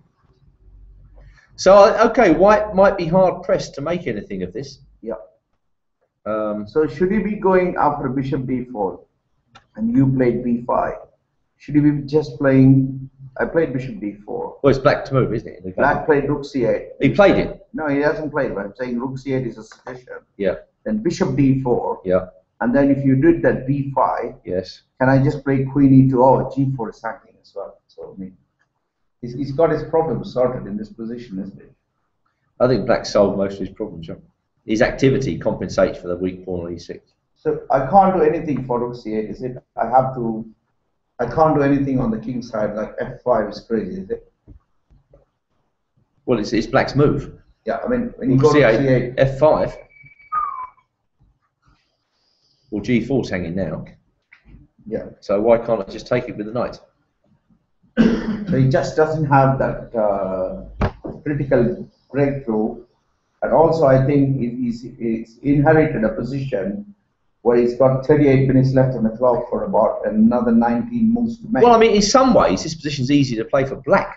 Yeah. Because you could play Rook C8, you can go B5 and A5. It's not difficult to find those moves. And White's got to find a plan. Yeah.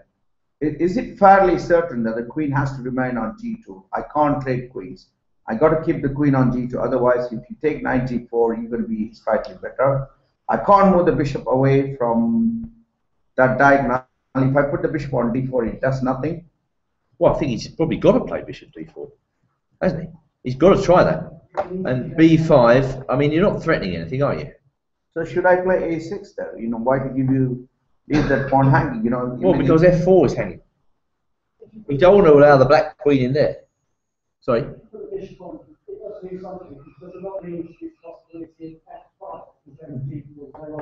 Which position?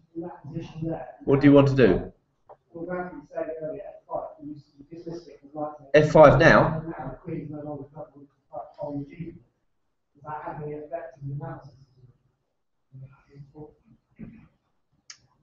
Okay, B4, push on.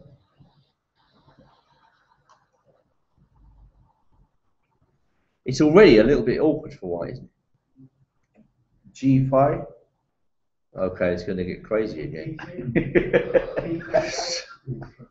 G5, and then BC3, GF6.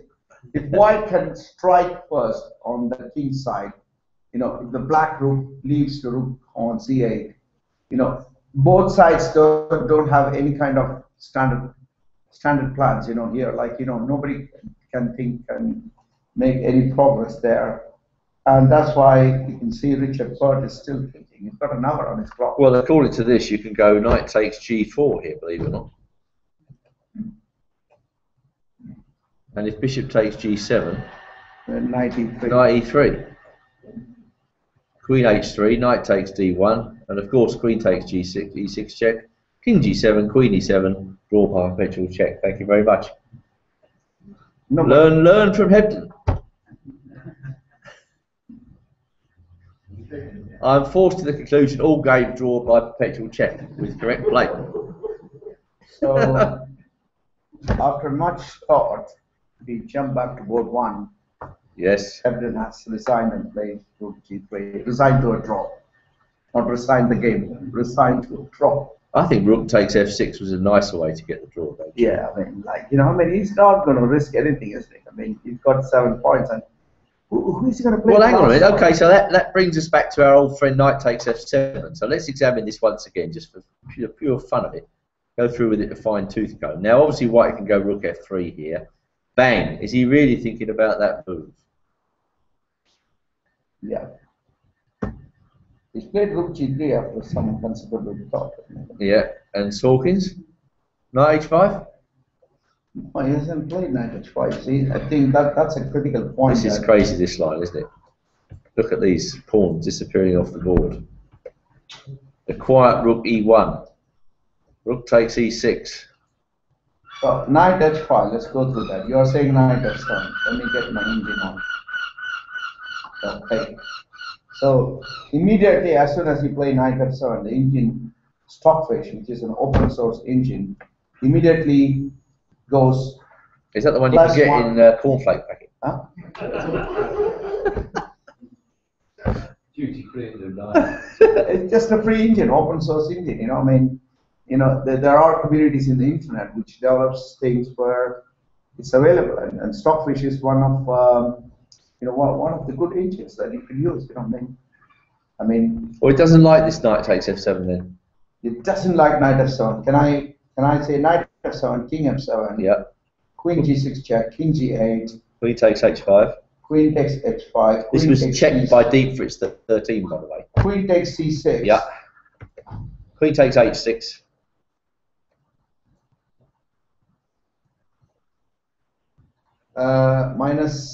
Sorry, I mean, he still thinks black is better after rook b7. Yeah, rook e1.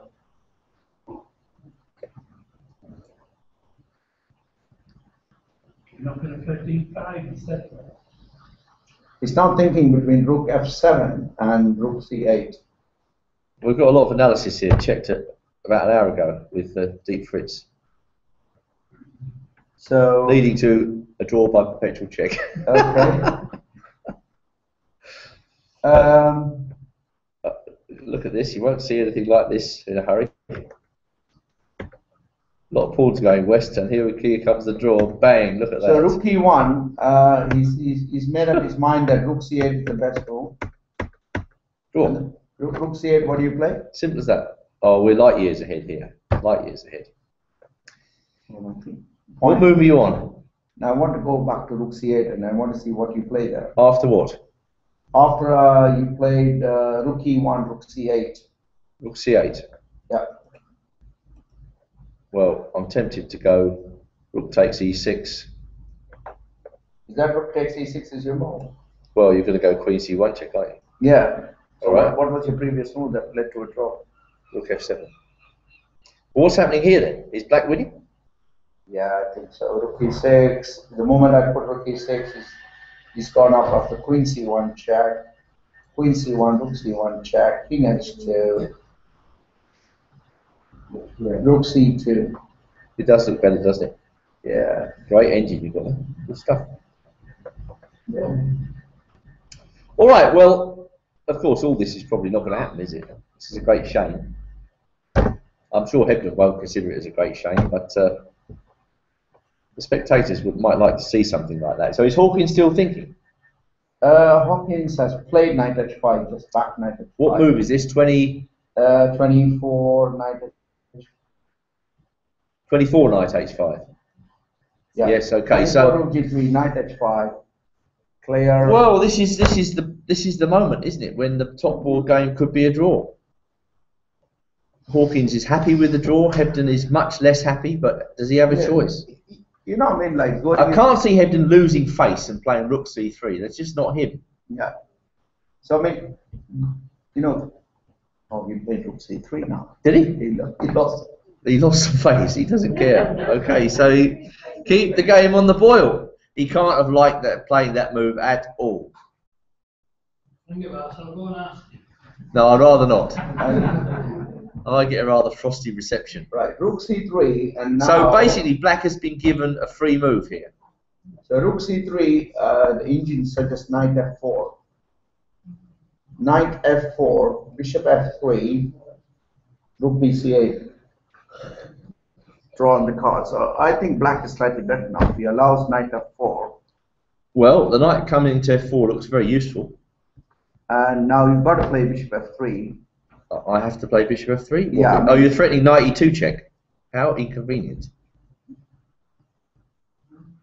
So bishop f3 defending, and now just Rook bc8. put the rook on the file. It's Yeah. nothing for white, is it? Yeah, and I like black. You know, I mean, like. So Well, black's got his act together. Yeah. Doesn't take much in the Queen's Gambit decline to get your act together. This is fine. You know, that is the spirit. You know, Hebden. You know, won't settle for a draw, and he would like to press on. You see that he played rook c3 shows. Okay, you know the way he approaches. You know, he likes to play a game. You know, I mean. Well, okay. What if I plonk my knight in? Let's give it a go. Knight c6. Is this so terrible? If I mean knight f4, and then you play bishop f3. Yeah, rook bc8, knight c6. B8, and then you play knight c6. Now you could perhaps even get away with rook d7. Yeah, Yeah? rook d7 and then Knight e7 check is nothing. Yeah, knight e7 check is nothing.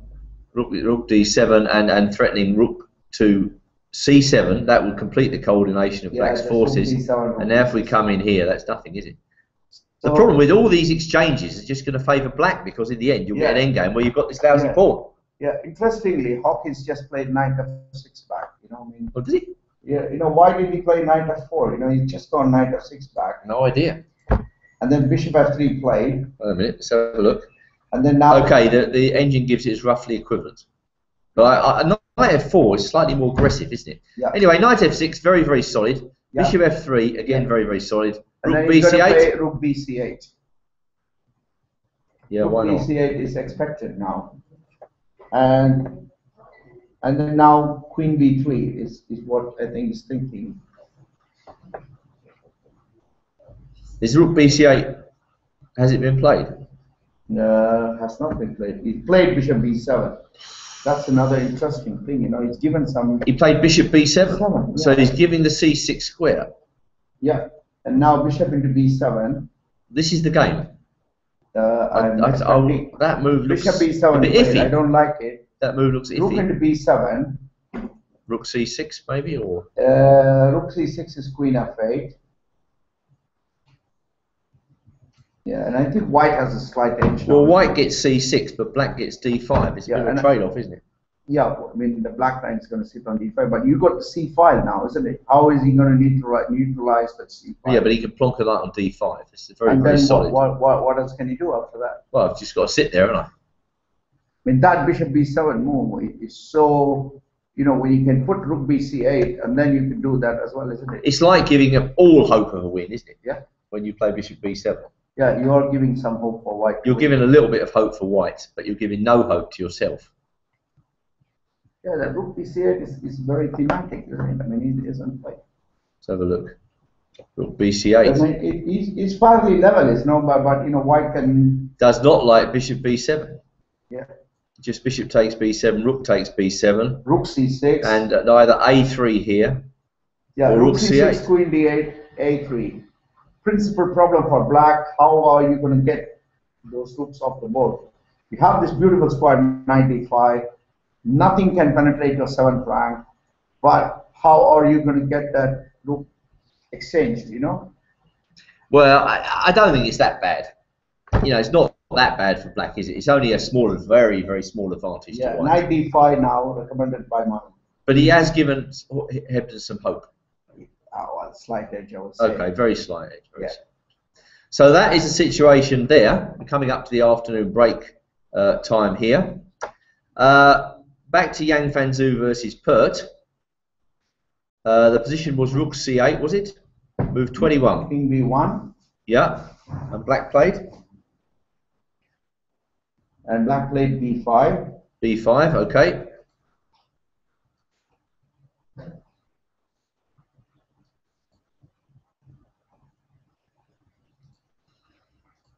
It's played b5.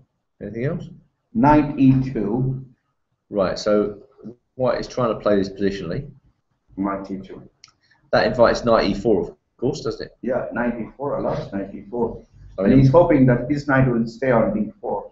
so white's going to try and put his knight on d4, isn't he? Did Perk play knight e4? No, He hasn't played anything. no, he hasn't played anything. So knight e2 is the position in the game. Yeah, and I think, am I threatening bishop a7 here? No, rook a8 and into a2. And I think white has got these moves like b3, kick that queen off. Not if I go knight e4, you haven't. That's why I want to play knight e4 straight away. Yeah, knight d4, and I think I'm possibly going to play knight d4.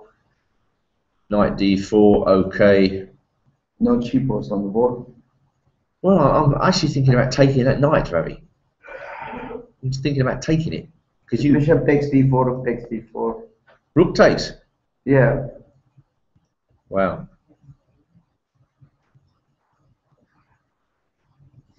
Okay, well, queen c7. Who's got the better minor piece?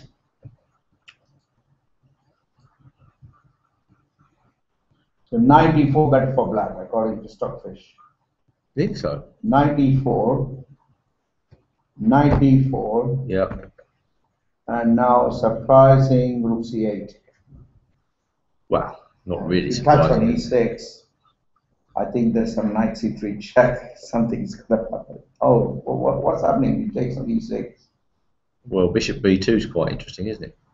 Yeah, bishop b2 minus plus. Is that the right answer? Yeah. It looks painful. Well, I'll take it then. Let's see it.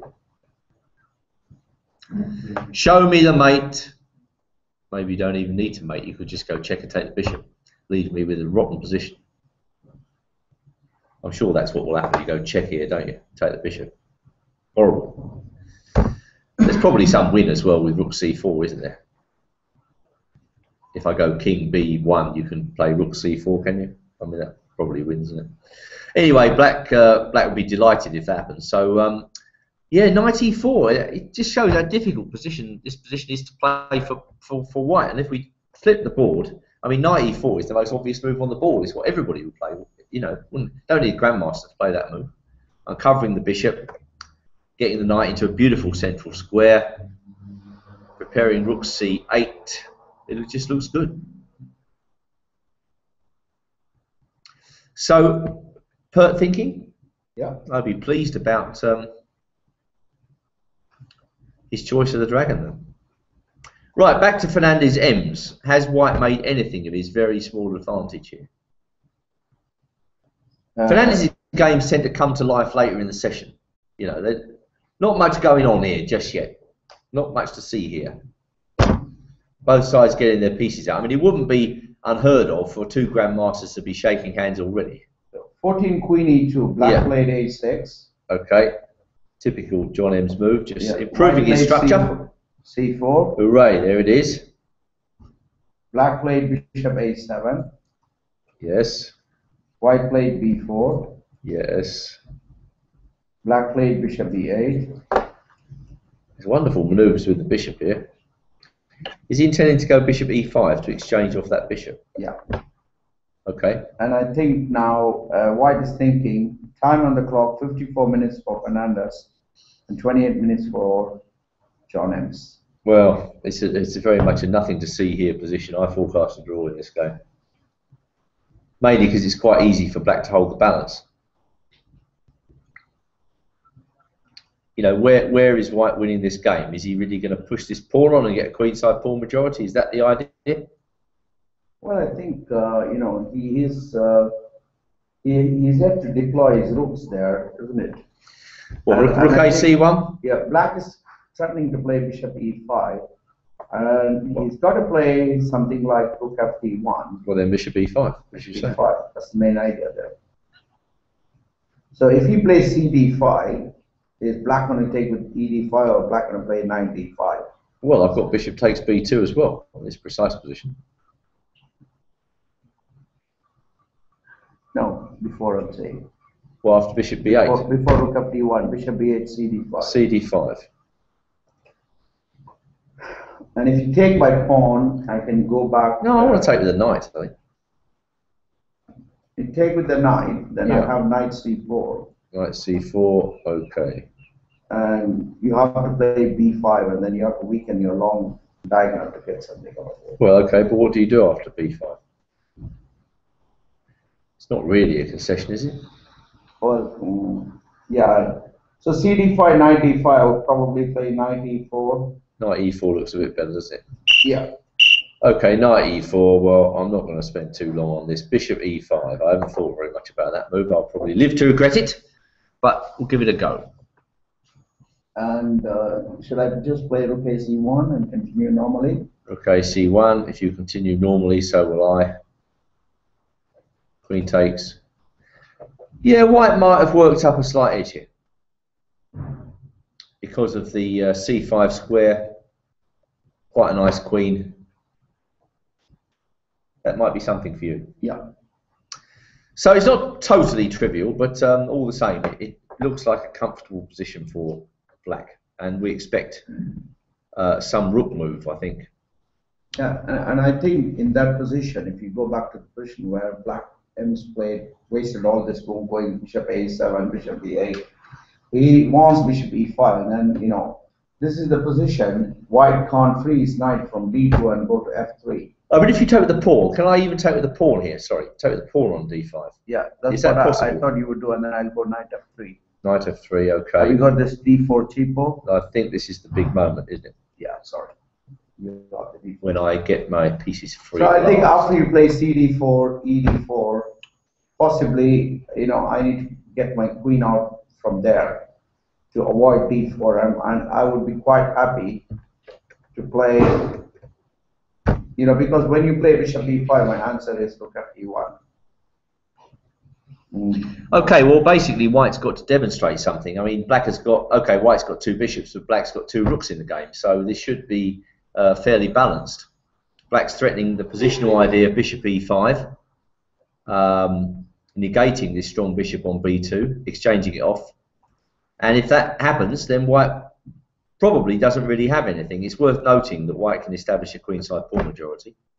But not much is happening right now. You know, this is a game for the future, isn't it?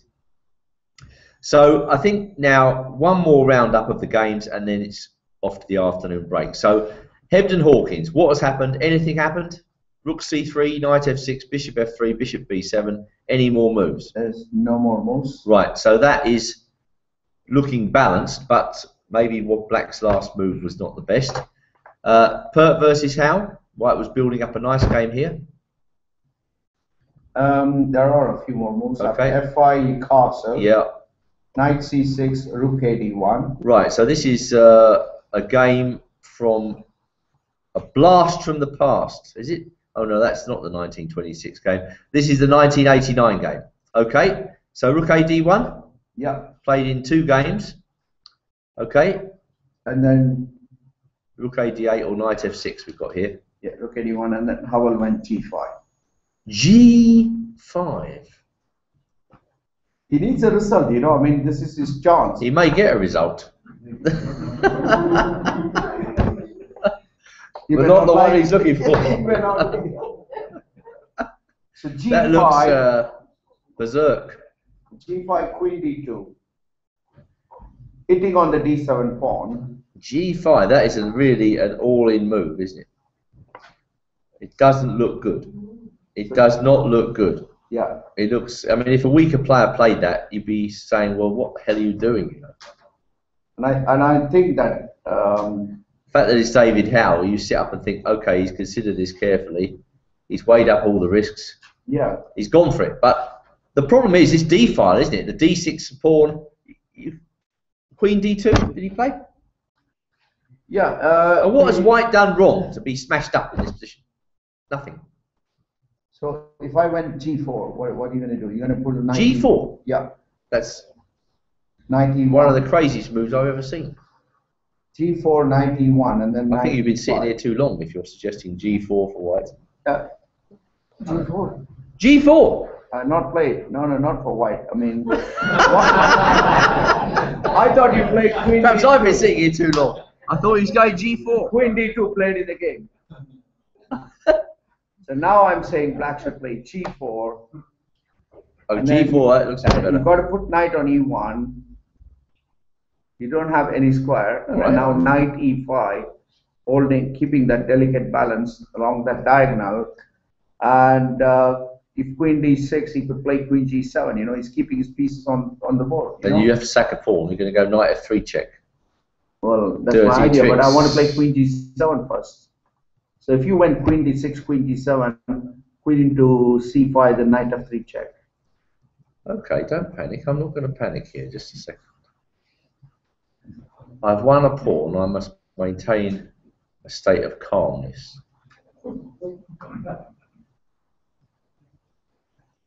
I'm going to take it. At critical moments in the commentary, he often falls asleep when he's got these difficult questions to consider. Oh, I've taken it. So you're taking it. I got to take with the pawn. He takes with the pawn. G3. Should I be like extremely direct and go Queen G4? Yes, you can do that. Okay.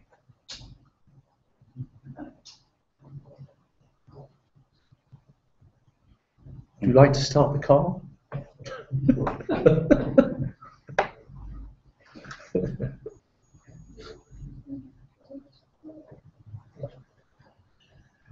Peace, brothers. All is well around the king. How many moves are you away from mate? 1, 2, 3, 4 moves away from mate. That's 4 moves is a long time in chess. I don't know. That was a bit of a silly discussion, of course, but I mean, it does just show you that if Black tries to crush White off here, it's not quite so easy. We'll just check that on the edging. Okay, it likes White, but it's not totally clear after F4. I mean, okay, Black. This is what Black's playing for, isn't it? He's playing for some sort of some sort of attack, like exactly the way you described. Yeah. So again, this could easily warm up into something very, very interesting, and especially if both players are getting short time, aren't they? What's the situation there? The time is 42 minutes for Nick Perk, and Howell has 30 minutes. I think that could be a really exciting game. Yeah. Really exciting, and it could be a time scramble at the end. So that some way to go in that one. Yang Fanzo Perk, has he played Knight E4 yet? Yeah, 92, no more move played by Black. Right, well, we expect Knight E4 with slightly the better chances for Black. And Fernandez M's? No more move played. No more moves. Okay. So it's now 16:53. We will come back at 5:15, carry on to the end. Thanks for watching online. Thanks for watching here. We'll see you in 20 minutes.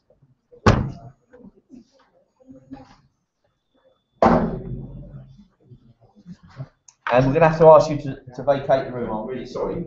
Just for security reasons.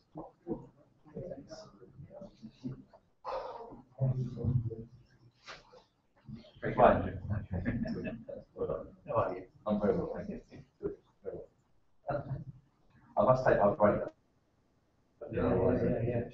Coffee?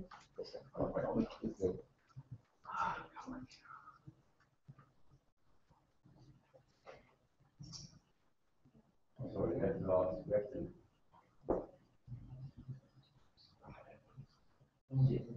Are we going to close this one? We're just going to close.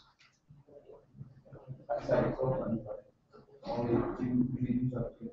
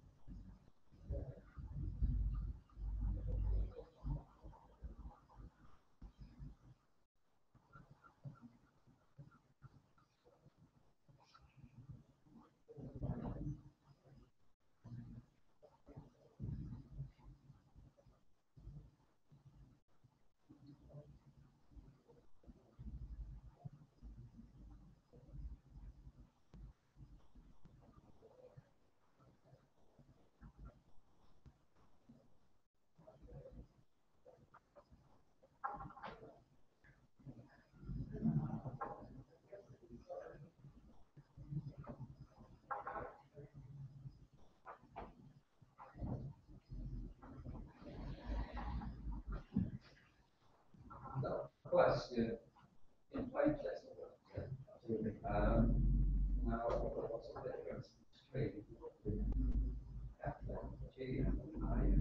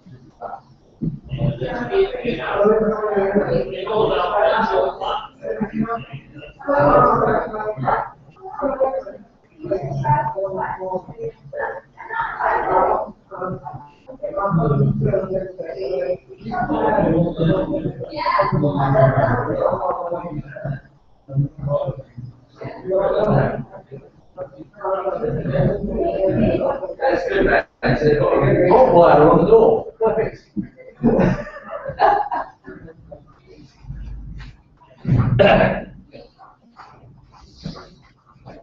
Okay.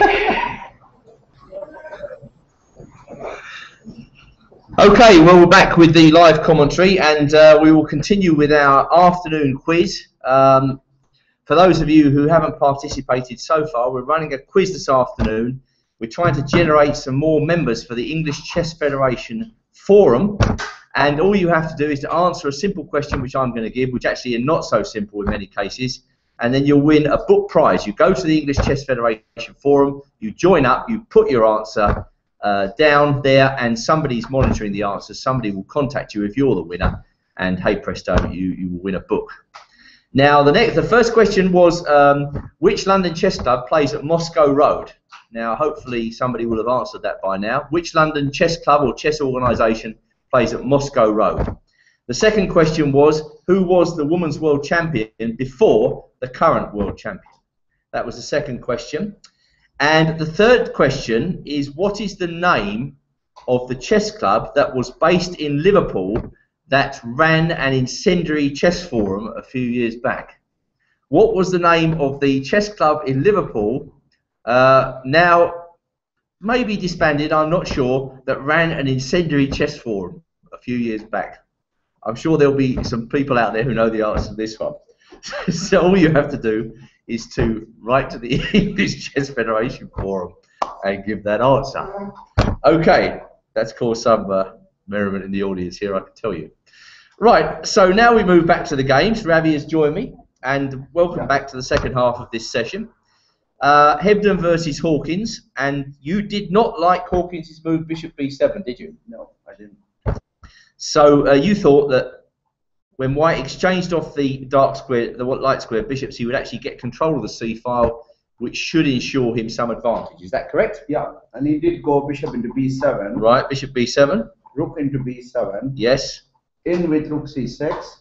Rook c6. And now Hawkins went queen d5. So obviously White wants to play rook c7, but in order to do that, he's got to decoy the queen away from protection of that square, correct? And now... so hang on, so queen d5, so didn't Hebden go rook c7 in this position? When rook c7... Now just have a look at this for a second. Rook c6. Right, if I maintain control of c7 here, by let's say going queen, where do I want to put it? I've got to put it on e7 or b8. How embarrassing are either of those moves? What if I was to play queen e7? I mean, I can quite understand why he puts the queen on d5. It's very active there. But what about queen e7? You can't play rook c7 anymore?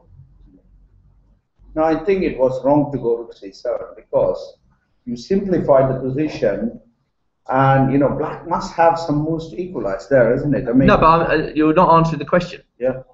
In the style of the true chess politician. Yeah. So you're saying if you with the V-Day elections coming up, I thought I'd get that little jibe in. So if you maintain control of the C file, I think black is going to put his knight on d5, and then he's going to play on. You know, I mean, you got C line control, but you haven't got anything other than. Well, then why didn't he play queen e7? Well, he didn't play queen e7 because queen on d5 is a much better square, keeping an eye on a2 as well. You know that's what. So he preferred to play actively rather than passively. Yeah. But I mean, you put your queen. All black's pieces like to use that square, don't they? Yeah. What does he want to put there? The knight. I mean, if the knight goes there, White's never going to get into c7. Yeah. I suppose he doesn't put the queen there because he doesn't like the idea of a knight appearing on c6 or something. He doesn't even want to worry about that. So he plays queen d5. It will be very interesting to see what the machine thinks here, where black should put his queen. So it's marginally, well, it's actually favouring queen d5 by a substantial amount. But queen e7 is also possible. Okay, he plays queen d5. Okay, makes his choice. It's active. You know, I mean, he threatens a2. He forces, you know, if you have to play moves like a3 or something like that.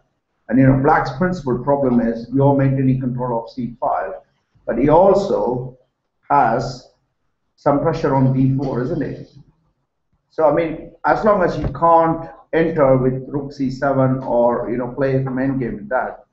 So Hebden went rook c7 here, which is I think is not the right way to handle this position. I mean, if you are looking for a win, if you're happy with the draw, you could have drawn earlier, or you could have played this rook c7, and then after rook c7, queen c7.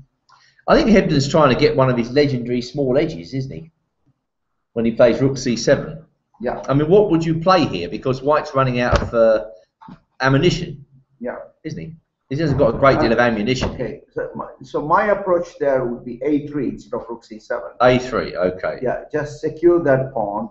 And I'm now telling black is that I'm controlling the c file. If you go to an endgame with some queen e4, that could very well be like queen and e4. Right, let me play a really boring move then, knight d7.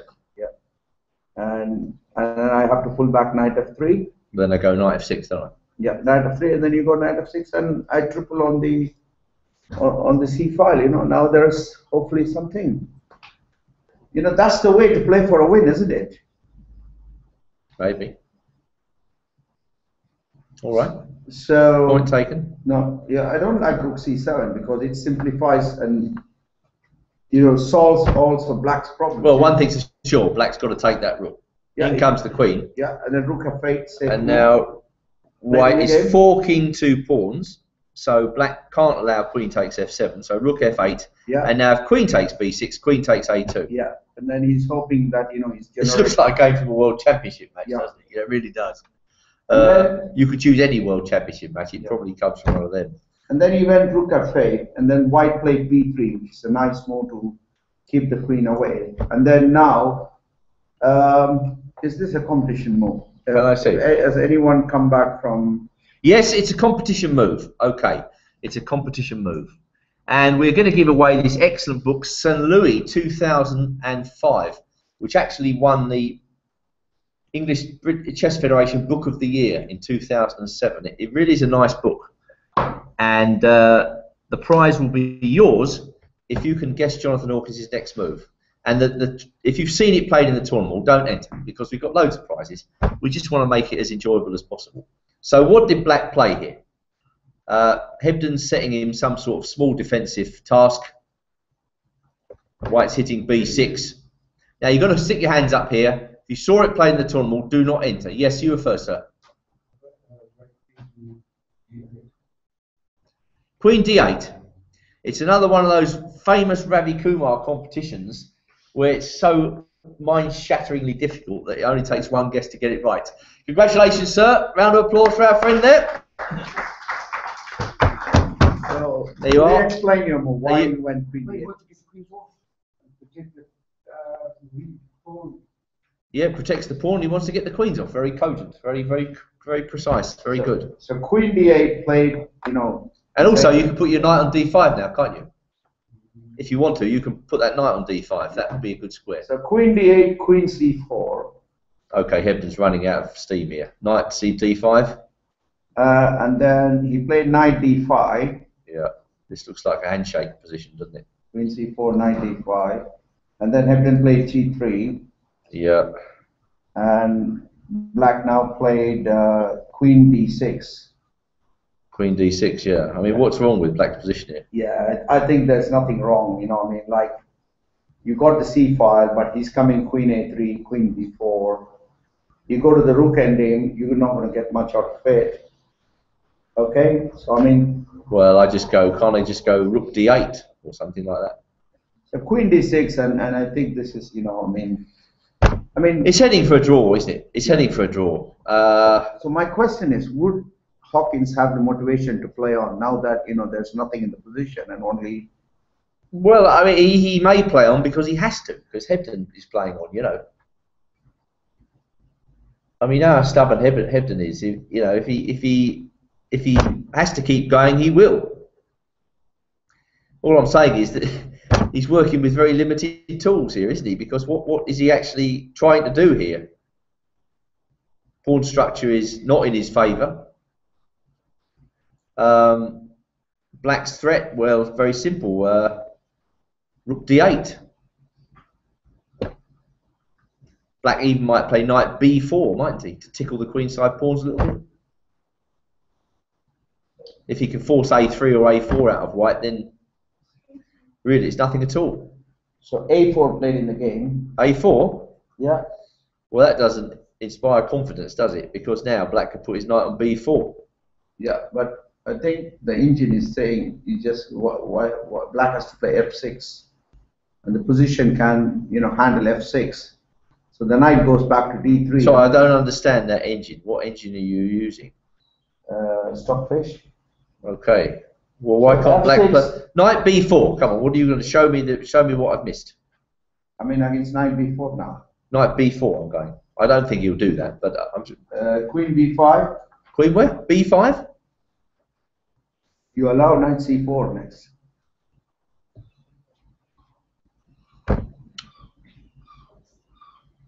That is the idea. Okay, knight c4. Gotcha. All right. Right. That is the plan, and I think. So that's why you've got to play f6 first to stop the knight from getting to c4. Knight goes back to d3 and then rook d8, and then that d pawn is in slight trouble, isn't it? So f6, knight d3, rook d8. Yeah, and I think now that d pawn is in some trouble, isn't it? Yeah, I mean that's the sort of finesse that could easily be missed, isn't it? That sort of finding this sort of finesse separates the really strong players from the strong players from the weaker players and so on, because it's not totally obvious that Black shouldn't play some other move, is it? But that repositioning of the queen there with the idea of knight c4, that's a really subtle point, and that could prove quite difficult for Black. So if he plays f6, the knight moves away and then he can regroup with rook d8. Yeah, and Hawkins, everything is in order. Now Hawkins didn't play f6, but instead he played rook to d8, which is a solid move. Right, well, can I get my repositioning in? No, I can't, because he can play knight c3 if I go queen b5. Yeah. There's no cheap tricks with knight c6 and knight e7 check. So. Okay, possible handshake. Queen b4 is one plan. Then queen b4, a b4, knight c4. I think this is too easy. There's not a lot going on. That's the problem. There's not a lot and going on. And then Hebden has gone rook c1. Yeah. And I think now unmasking of knight f6 is what, if you unmask knight f6, then he's got all this cheaper with knight c6. Okay, is there anything wrong with knight b4 now? Yeah, knight b4 actually. Can you go back rook d1? Can you go queen c7 there? Then f6, I think. Knight b4, you can't go queen c7. Why? Because queen into c7, rook into c7, f6, kick that knight back to f3, and then put the rook on d6, extra solid. Maybe. Okay, has he played? He hasn't played. He played rook c1 and Hawkins is thinking. Okay, so it looks like it's pretty drawish.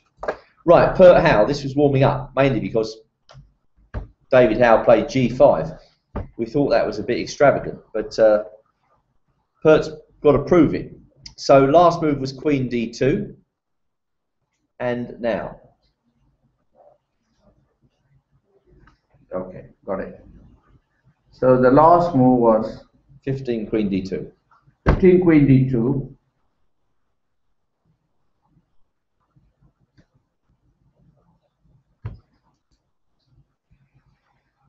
Queen d2. The crowd is waiting with bated breath. That sounded ominous. And now what did he play? I'm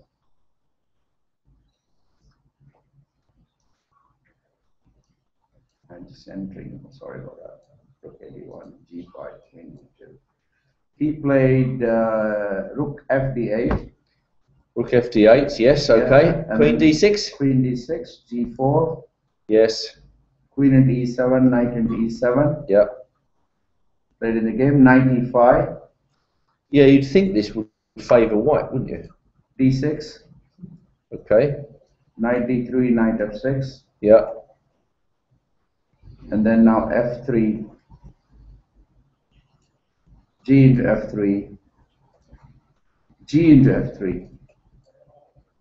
And Howell has played a5. Time's on the clock. Time's on the clock. Nick Perk has 29 minutes on the clock. Howell is down to 13 minutes. Played a5, and it's all about that pawn cluster, isn't it? That pawn cluster, and also that is white just now planning to put the king on f2 and then use that open file for the rook. Well, first question, what if I go knight f4? I mean, he must have seen a good answer to that. And the idea is if you go king f7, I'm going to go knight b5. Knight e8. Sorry, your e6 pawn is hanging. Knight f4, king f7. Yeah. Knight b5, knight e8. Okay, you're going backwards. I like that. The thing I like about the 4 cluster pawns is that unless you force me to move e5, and that's why Perk play f3, gf3, gf3, and I'm not making an enormous amount of headway here, am I? no, I mean, I'll probably play king f2. yeah, And then king f2 is probably going to play king f7. Game on. After that aggression, I mean, rook g1 achieves nothing on the g line, but at least he's got a rook on open file, and then maybe rook g8, and maybe he's planning bishop a6, and then we play b3 is a4, some kind of tricks based on your c4 pawn being slightly, loose. Okay, let me try simple play. Rook, because you can't move anything just yet. Yeah. Rook d2. Right, if you play rook d2, I know you're going to double the rook and unleash knight, so I'm going to play king f7, which is essential. King f7, double up. Yeah, double up. Okay. Now threatening knight takes c5. Okay, and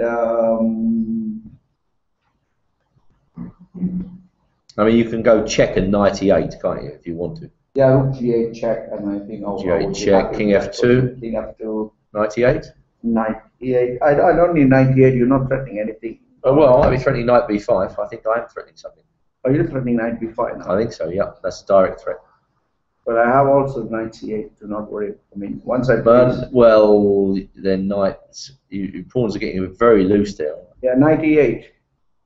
Knight e8, okay, that makes sense. Now, can white make anything of this position? Okay, well, knight f4 now. I seem to be slightly better here, aren't I? And I think if you double the rooks on the D line, that's what the engine likes as well. I've got to make inroads on the black pawns, haven't I? I mean, could it be I'm even threatening to sack the exchange in this position? Maybe not. But okay, actually, the engine thinks you can make inroads straight away by playing knight b5. so wait a minute. The original Let's go back. This position a5, knight b5 knight straight b5, away. Straight away, because Threatening knight c7. knight c7 and knight e6. So if he goes king f7, defending the pawn, knight takes c5. Aha. No, not knight. Sorry, No, knight. knight into d6 check. The cheap or knight into Ah, very nice. Knight takes d6 check. Rook takes d6, knight e5 check. yeah. Wow, an immediate strike on the pawns. So knight b4, I think it's worrying times for. He thinks it's better. The only move is knight e8. You're right. The tension of the moment getting to you. It's all right. I understand. The only move is knight e8, and then he feels that white has something after rook d2 and rook doubling with the knight on d5. Knight e8 only move. Knight e8 and then rook d2, Rook d2, nagging pressure. nagging pressure. And I think if you black has to resort to bishop c6 and knock off that knight, and then that opens up another different thing, is when you've given him a protected pass on there. True. So it looks as though Nick Perk can put a little bit of pressure on here by going knight b5. He can force an accurate reply at least. But you see that, again, the situation is 19 moves in 13 minutes for Howell. And then, 24 minutes left for Nick Perk to do that. I mean, this is the kind of situation, isn't it? Because if you see the rating, there's the 90-point difference, isn't it? Howell has to show. Well, yeah, there may be a 90-point difference, but I don't think there's a great deal of difference in strength. There's not an enormous amount of difference, especially when Nick has white. Okay. So it looks as though white can put a bit of pressure on here by playing knight b5. Yang Fanzo versus Perk. 22 knight e2. We're expecting the natural move knight e4. What did he do? So in that position, what happened was after he played knight e2, black played knight e4. Okay. Uncovering the bishop, putting the knight on a beautiful central square, and now hopefully build some pressure. So he did go after knight he did go knight e4, and then knight d4. Okay. He played e5. E5. Well, we didn't look at that, so hang on a second. And then Right. Well, that takes away any thought white ever had of mating black, doesn't it? yeah. I'll tell you the reason I didn't like that, and this may be complete rubbish. Can I play knight e6? There's probably something wrong with that move that I'm missing. And I think there's a lot of developments happening there. What's wrong with that move, knight e6? Okay. Is there something wrong with that? So I mean, is there some sack of the exchange here? He takes f4. and then Knight takes f8, f8, fe3. Knight comes back. go knight c3 check. Or shall I threaten mate here, can't I? That No, could- knight g7 is there. Sorry. And I think Bishop b2 maybe? yeah. Is that the answer? Yeah, I think it's quite complicated. White doesn't want to go into that, doesn't it? Well, that wins, doesn't it? Yeah. So we have quite a few more moves to look at in that position after e5, f into e5, bishop into e5. So Yang Fanzu took it. Yeah, bishop into e5. Yes. And then he played. I'm growing to dislike White's position, I must say. And then White played h5. Yep. And as soon as he played h5, Black played a5. Okay. H takes g6, H takes t6. And then Rook d3 was played. And now the very cool move, bishop into d4. The first thing about that position is that if you play Rook d4, it's Rook f1 check, bishop c1, queen d4. Game over. No. I play Rook C1 check first, don't I? Rook c1 check and then queen. Let's just see that. So here. So he played bishop into d4. Let's just see this, because not everybody is an accomplished player, right? Rook takes, king takes, queen takes here. Okay. That wins for Black. Yeah. So he must take with the bishop. Bishop d4. White played b3. No, it's Black's move. No, he didn't play bishop d4. He played d3. Because Oh. if you play bishop d4. Okay. Ah, have I got some cheapo? I go Rook f1 check, don't I? Yeah. Dirty tricks. Yeah. Dirty tricks. Incorporated. Can I award myself a book? Thank you.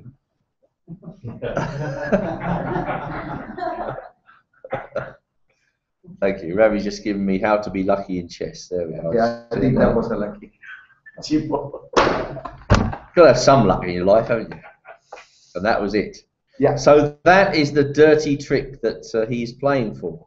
So played b. And I'm sure Yang Fanzu overlooked that. Yeah, absolutely. He just overlooked. Yeah. b3 went. When he played Rook d3, I mean. Yeah, and then he played Here, he overlooked that. Yeah, he overlooked that. Bishop d4. So, yeah. And, bishop d4. b3, but that is looking very fishy now. Knight c3 check. This is looking horrible now. What is going on here? Knight c3 check. King a1. King a1 is clutching at straws here. So what's wrong with king b2? Is it something like knight d1 double check? And King b1. yeah, if king b1 is it knight d1 double check? Well, at the king very B2 least, I've got queen takes d3, which is going to be very interesting. No, knight d1 double check. Yes. And then knight to d3 knocks off the game.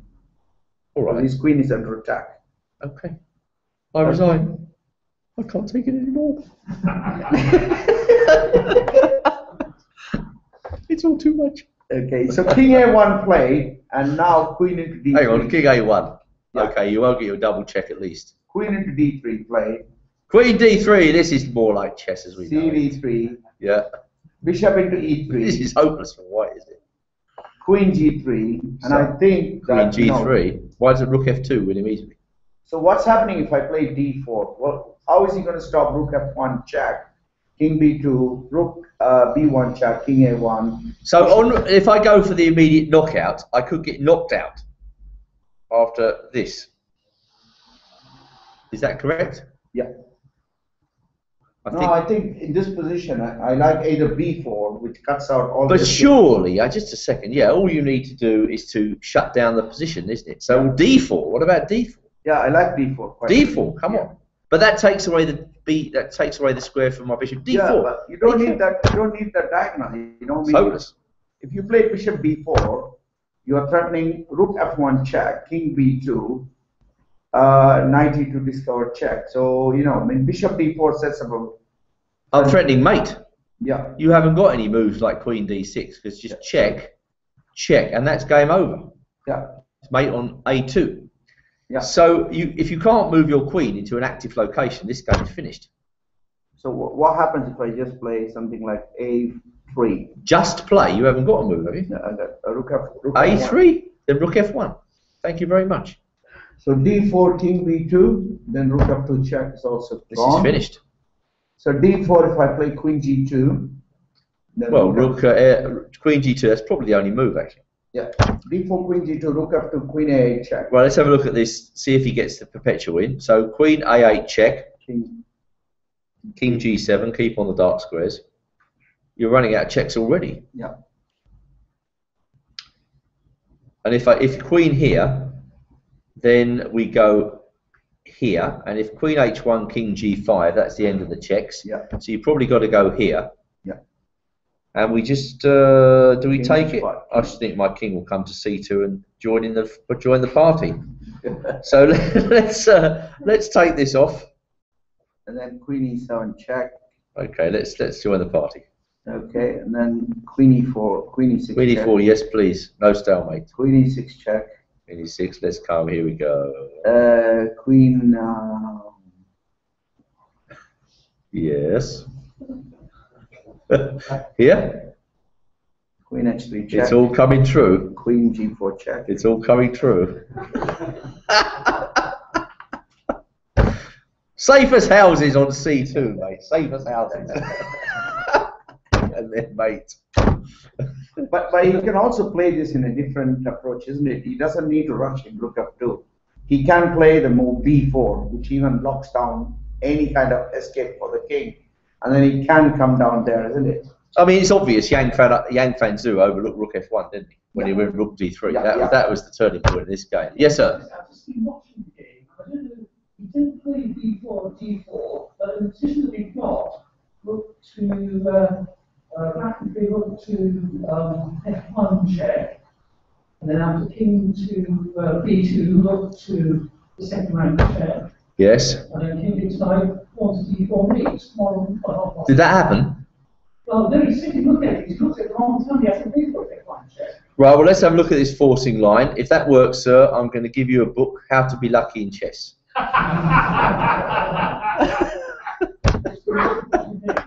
Okay, rook f1 check, king b2, rook b2 check, plus 50. Plus 50? Yeah. Is that all? Yeah, 55. I've never seen an evaluation 55, plus 11. 55 on an engine before. It's just That like must the be a Indian world cricket record. score, Eh? Andy. Eh? It's like the Indian cricket score is going up, you see. Okay, and if king takes knight, we can choose. Which one would you like? I personally think b4 is more beautiful. But you could go d4. So rook f1 check, Yeah. king b2, rook f2 check, king into c3, King b4 mate. b4 mate. So can I play queen into f2 check? Well, you can do if you want to prolong the game. And you won't even get my knight, mate. Yeah, that's what I was going to say. No way you'll get that knight. Okay, and end the game with the bishop and knight checkmate. No, I'll probably end the game with a quick handshake. Yeah, quick handshake. And exit the playing arena as quickly as possible, I think. Embarrassing. Embarrassing. So it's queen, what's the position? So Queen the position G3? is that, you know, he's just. I like the other line, bringing the king to c2. That's more, you know, I like that. Oh, he's played rook f1 check now. Okay, that's King better. b2 and rook f2, and I think it's going to be a quick handshake there. Yeah. Is Well, he- that's quite a nice game, actually, isn't it? You have to agree. Is he the sort of person who will come and show us the game if he wins? Oh, I don't know. I doubt it. He hasn't won yet. It's going to. I mean, it's going to. Very nice. Very nice indeed. I like that finish. Long live the dragon. Well, that's game over, isn't it? I mean, that's going to finish. It's over right now. Okay, Fernandez versus Ems. Here we go. Not much to see here was the verdict an hour ago. What has happened? Is White getting on top? Move 17 White. Yeah. Move 17 white. Just to recap the last few moves, Ems has been fiddling around with his bishop. He dropped his bishop back to a7, then it's come to b8. He wants to play bishop e5. Okay, White's got to do something about it. So after bishop b8, he played cd5. Okay, and pawn takes pawn probably. Yeah, c into d5. And what did Black E play? into d5. Yes. Bishop h3. Right, well we didn't see that. And that is very sensible, isn't it? It's very Rook it's c7. disruptive, isn't it? So now Black's bishop can't come to e5. Yeah, rook c7 and then b5. Okay, take it, queen takes. Rook c7, b5, a b5, queen into b5. Yep. Bishop a7 back. He loves moving that bishop. Rook f e1, protecting any kind of sack on there. Yes. and then knight e5, and then he goes rook a d1, rook c2. Right, is that threatening rook takes f3? Rook takes d2. It is, isn't it? Rook c2, bishop into e5. So at least Ems has forced white to surrender one bishop. So queen takes. And then Now can he go queen takes queen into b7? b7, Okay. bishop c5, All right. queen b1, All right. queen c3. Right, let's take stock now. Hang on a sec. Let's take stock. So white has won a pawn. Yeah. It's not much of a pawn. Opposite colour bishops are on the board, which favour the aggressor. Black seems to have the initiative to compensate him for the pawn. Is that a fair summary? Yeah. And I think that Okay. Let's see what the engine he gives. played My rook guess is it's e2. equal. Equal. There we are.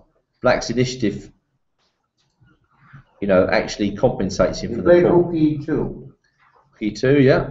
Okay. Rook b2 now. No, there's no more moves. No more moves. But I don't like that move. You know, you put yourself in some kind of a pin, isn't it? Is he threatening some cheapo knight e4? So Well, I simply want to take that pawn on a3. So what if I was to just play rook fb2 first? No cheapos. So now. and my engine now gives the most incredible move, knight e4. What, after rook b2? Rook b2, knight e4. Well, then I can easily get a draw here by just taking Well, on rook b1, b1. knight c3, rook b1, knight d1, and then bishop into a8. Yeah, equal. It's all equal. But you can't play. If you play queen c1, there's some trouble, isn't it? So he's got to find his only move. He'll find it. He's easily good enough to find that. Yeah. Oh, well, assuming Ems plays rook b2. Has he made a move? No. Or is there any other move then? Is white threatening knight e4 here? Is that the idea? Yeah, I mean, if you went. Is that the threat? Yeah. If you went queen c1, rook into c1, bishop into a3. Sorry, no, hang on. I don't understand this queen c1 move at all. No. I'm talking about black's move. Yeah, rook b2 was played. It's been played. Yeah. Well, Knight e4. Can I play knight e4? well, then he takes on b2 with the queen, right? Okay. It looks like it's going to burn out if he plays knight e4. Black's got some pressure. I mean, it's not that easy for white to just negate this pressure. No, it looks as though knight e4 is best, and then it'll just lead to some exchanges. Let's see this. No, so knight e4, we take on b1. I suppose this is all forced. He's got to take the queen. We take this. He takes back. We take this. Very drawish. Opposite colour bishops. Very, very drawish. Anything better? Not really, because it's a forcing move, isn't it? Because white's attacking the rook on b2. He's attacking the queen. He's forcing exchanges. So if he plays knight e4, you can put your money on a draw there. Any other moves? No. Right, then let's go back to board one. All right, Hebden versus Hawkins. Let's see it from white's side. Right, okay, so now, rook c1 was the last move. Hebden's working with very, very limited ideas here. So, which move number were we? 35. 35. Is it over yet, even? Yeah, 35 rook c1. Yep. And now queen a3. Queen a3, yep. King g2. Yep. Knight e7. Rook d1, going back. Hang on, knight e7. Rook d1, and then the queen went back to d6. Yep.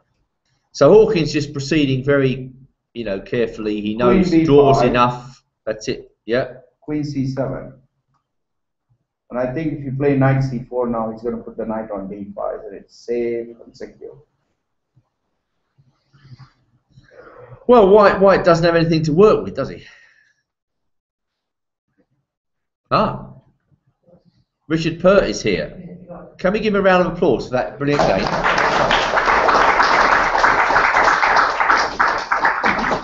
And it's a bit of a treat because he's going to come and show his game now. So, yeah, oh, we really do like. So I'm going to hand over the boss's chair to Richard. And you still sit there, Ravi. Ravi, only the boss gets the rest here. Sit down, mate. Right, okay. So there you are, Richard Perk. Oh, you've got the moves for me. I've got all the moves for you. Fantastic. Yeah. Can't I guarantee don't you look they're right. too well. I'll give you that book and it says be lucky at the chat. Okay, well, okay, I was playing Yangfang, and we've played a couple of times, and we've both had 1 win each. They've always been quite exciting games. I know Yangfang plays the Dragon as well, so I fancied we would, I wanted to win because of the tournament situation, and probably he did too. So we went in for a Dragon again. I tried a funny move order here, just to win about 5 or 10 minutes on the clock, because I noticed that I might just catch him out with this move order, just gain a bit of time on the clock. I've never used this move order before, but effectively it just transposes to the same thing. I mean, White has some extra options like Queen takes D4 here, but I figured he'd never played that before, so he wouldn't be familiar with it. So I've just caught him out with this move order just to nick 5 or 10 minutes on the clock. And now we're back to a mainline Dragon again. So like I say, Yangfang himself plays this with White. Last time I played him, I played Bishop D7 and didn't castle, and I won that game as well. It seems like it's an advantage to be black when the two of us play each other. Anyway, okay, so castles, and here I was expecting him to castle queenside, which is the main line, which he's done various times previously. But he actually surprised me here with the move G4, which he's never played before. But having said that, I think he's played from the black side, but he's never played from the white side. But by pure chance, I'd actually prepared this for a round earlier in the tournament, and I didn't get a chance to play at that time, but I got to use my analysis now, which is quite fortunate. So, okay, Bishop E6 is the main line. And this has become quite a trendy line now, G4, because the reason is the new, it used to always be thought Bishop E6 is equalised, but nowadays, White's thought he can just take that bishop and get a small sort of positional advantage. So this has become really the trendy line now, this move G4. So this is the absolute main line which I've played here, which I don't think he would have been expecting because I've not played the very main line before. Okay, so knight e5, hitting the f3 pawn, bishop e2, and then queen c8. Here he's played h4, which again is the main move, and I've played knight fd7, attacking the pawn on f3. And now here he's got two choices. Actually, can I put new analysis in here, Ravi? Yeah, sure. Okay, so he's got f4, which played in the game. Another interesting move is he can play h5 here. Yeah, just new variation. Yeah. And the idea is, if I now play knight takes f3, White's got this blockbuster move, knight d5, which is actually ends up getting an advantage for White, which is amazing, because if you don't know this, then you'd never find this over the board. I'm not really sure how the variation goes, to be honest with you, because I can't really go through it for myself, but effectively, I mean, imagine it's something like knight takes queen, knight takes pawn check. The king will have to go to f7. If it goes to h8, White can probably take the time to take this pawn. And he's now threatening this pawn on h7. Rook takes h7 checkmate. So black would have to come this way, and then knight takes queen. And this is a bit better for White actually, this position. So that's quite interesting. So I actually think h5 is a better move, but you'd have to know this trick. And actually my intention here was to play knight c4 and go into this variation here, which is also quite interesting. Bishop takes, queen takes, h takes g6, and now here play rook takes f3, and you get this very strange position where this pawn on h7 kind of acts as a blocker from the rook and actually kind of helps black out a bit, but it's a very double-edged position. Okay, so he didn't do that. He went in for f4, and I went knight c4, bishop takes, queen takes. Oh. Is it fair to say that you had a lot of knowledge about the position? Well, I did have a lot of knowledge, Ravi, because the reason is because I prepared it for a round earlier in the tournament. Oh, right. But I didn't actually get to play it that round. So that's why I've actually happened to have a lot of knowledge about it, which is very fortunate the way it's panned out. If I played the other way round, I would have been struggling. Yeah. So sometimes it's better to be lucky than good. So I think that makes a point, like, when a player is comfortable with a variation and he's worked out Probably spent. I probably spent about 3 hours on this variation. Yeah, probably spent 3 hours on the variation, Hmm. and he's worked out the ins and outs of it.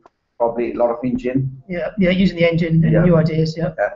So that makes a big difference. And did Yang Fanzo, did your opponent take more time? And Yeah, he definitely took more time than me. Yeah. So it's something new to him, isn't it? He was caught out, but to be fair, he kind of took this slightly less forceful variation with F4 because I think he didn't want to go for the main line with H5 because he probably just purely for that reason.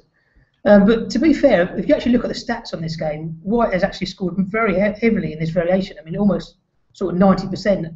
But I still, when I was looking at it myself, I still wasn't totally convinced about it. I personally felt a lot of times Black didn't know how to handle the position.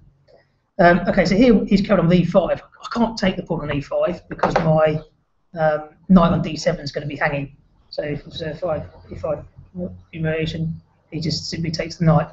And there was a game with I think it was Nakamura against Robson where Black played a funny move with I think he did something like knight B6, and I can't remember exactly how it went, but Nakamura ended up getting a big advantage with White. So this was my move, Rook A8, which has been played before. E takes D6, and here the normal lines is you go into this end game, Bishop takes F3, Queen takes, Queen takes, Pawn takes, and it's slightly better for White. He ends up getting some pressure down on the king side. Sometimes he can play moves like H5. But this is my new move. This is my novelty here. So I played this move, Knight F6.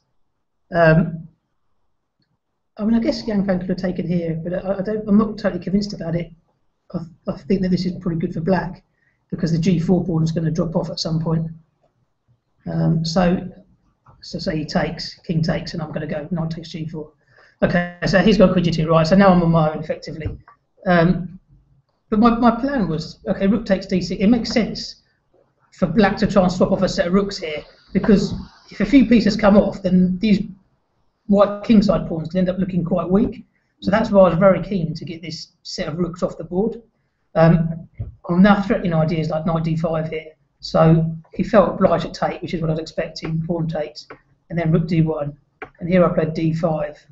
And now Yang Fan spent quite a long time and he played the move King B1. But I have to say, I was actually wondering whether he couldn't play Bishop D4 here, which was quite interesting. I was trying to find a way to bust it. I mean, one example was if I go Knight takes G4, for example. The idea is if he goes Bishop takes Bishop, then I can come Queen takes pawn check, and then I'll take the Bishop next go. I'm going to win 2 pawns. The problem is he can take this Knight, and then he's going to be, when I take his Bishop, he's going to be taking here, so that doesn't quite work for me, so I can't really do that. And the other line I was really looking at was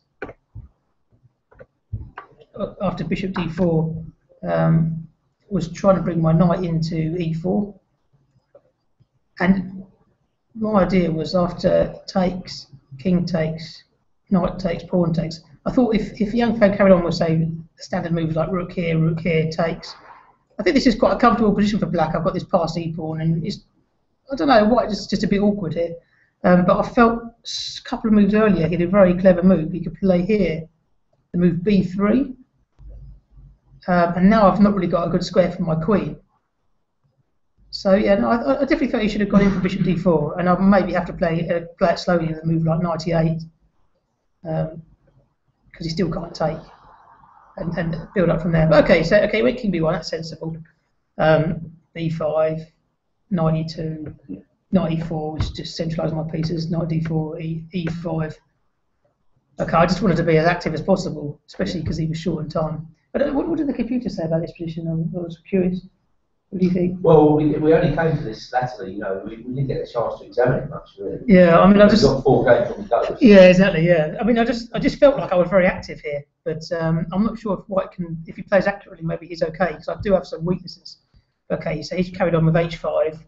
A5, my plan is simply, I want to play an idea with Queen B4. I want to have my A pawn ready to go A4 to attack his knight. Okay, so here he's taken, takes, and well now he just blundered with Rook D3, but he's under big pressure here. If he doesn't go Rook D3, let's say he plays a move like Queen here, which is what I was expecting, trying to get his Queen in towards my king side. I was looking at, well there's 2 moves I was looking at here. One was Knight F2 and one was Knight D2 check. I mean, I wasn't sure. I thought Knight F2, he's got to take because he's 14 Rook takes. No, I wasn't sure what he was going to do here. Any idea, Ravi? Yeah, I mean, you're threatening bishop d4. And if he comes in with, I might even be able to do queen d4 in some positions. Yeah. I don't know. It felt very bad for him. Yeah. Okay, but he's played rook d3, which is just a blunder, and after bishop takes d4, he can't take that bishop back because of if he takes with the rook, then just very simply rook f1 check. Yeah. Bishop back. c1, and then you look into c1 check. Yeah, exactly. Yeah, that's what we were working out. Yeah, so that was very simple. And the slightly more complicated one was if instead of that, if he plays bishop takes d4. Is it rook f1 check now? Yeah, exactly. Yeah, rook f1 check. Yeah. Nice. Very nice. Rook f1 check. Queen into. Queen, and then knight here. Knight d2 check. Rook takes knight and queen takes queen. Yeah. So knowing that, yeah. So he was caught out really, but he told me after the game that he'd actually looked at. He told me after the game he double checked it. He said, well, he not double checked it well enough, but he was looking at knight d2 check here and king c1. He told me, but he just missed that I could just go rook f1 check. Okay, so now he's gone b3 to try to keep it a bit complicated. I've still got to be a bit careful just to finish it off. So I've got knight c3 check, which is says, well, his king has to go to a1 here. If he was to go to b2, for example, I think you maybe got this. Then knight d1 check, and I'm going to go knight takes bishop. And the only other way he could have gone was he could have gone to c1, but that doesn't work because once again I can just take his bishop with check and then move my queen next go, and I'm a knight up. So could he have done rook into c3 when he gave knight c3 check? Rook c3 is quite a clever idea. The idea is if I do queen takes rook, he's going to go queen takes d5 check and then take my bishop. But I've got quite a strong move here. I can just play rook f1 check. Yeah, and then queen c3. Yeah, exactly. Yeah, exactly. And if he moves his king, then I just take here. So okay, king a1 is best. And now, but I've just my minor pieces are too strong. Let's take. Queen here. Yeah. I nearly played bishop d4 here, but then I suddenly realised I had quite a nice mate, so I just went rook f1 check, king I b2. think while we had this position and we were wondering moves like d4 and b4, someone in the audience said, no, it's rook f1 check, rook f2 check, king into c3, b4 mate. That's what it's going to do. So, audience are they're good. They should be quite playing. able and quite focused on, Yeah, and that was pretty much it really. So yeah. Right, I think you deserve a great round of applause for that.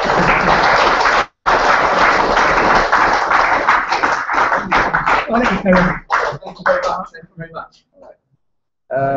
We have a result on board 1. It's ended in a draw. So that puts Hawkins with an extra half point going into the round. Right, can we just for sake of finishing it off, let's see what happened. 38 queen c7. Queen c7. Yep. Queen c4. Yep. Okay. Draw for the next subject. Okay. Well, that's fair enough. I mean, it's been on the cards for a couple of hours, really, hasn't it? And that, of course, will satisfy Hawkins. He's drawing his way to the title. Now, who's the question of who he's going to play tomorrow, isn't it? Well, it depends on Howell's game, isn't it? I mean, I think he's got to be white, hasn't he? Yeah, and if Howell is going to close in by winning this game, it's going to depend on the last round, isn't it?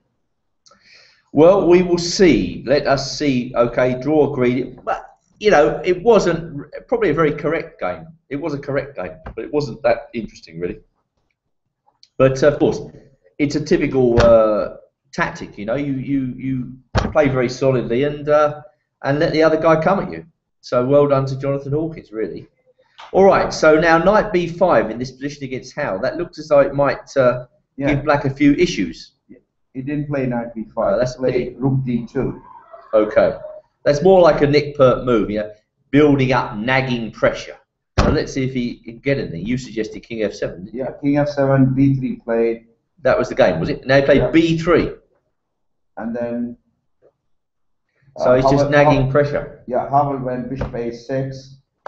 Okay, so is he at any moment threatening? And then just king f2, nudging the king to king a f2, safe square.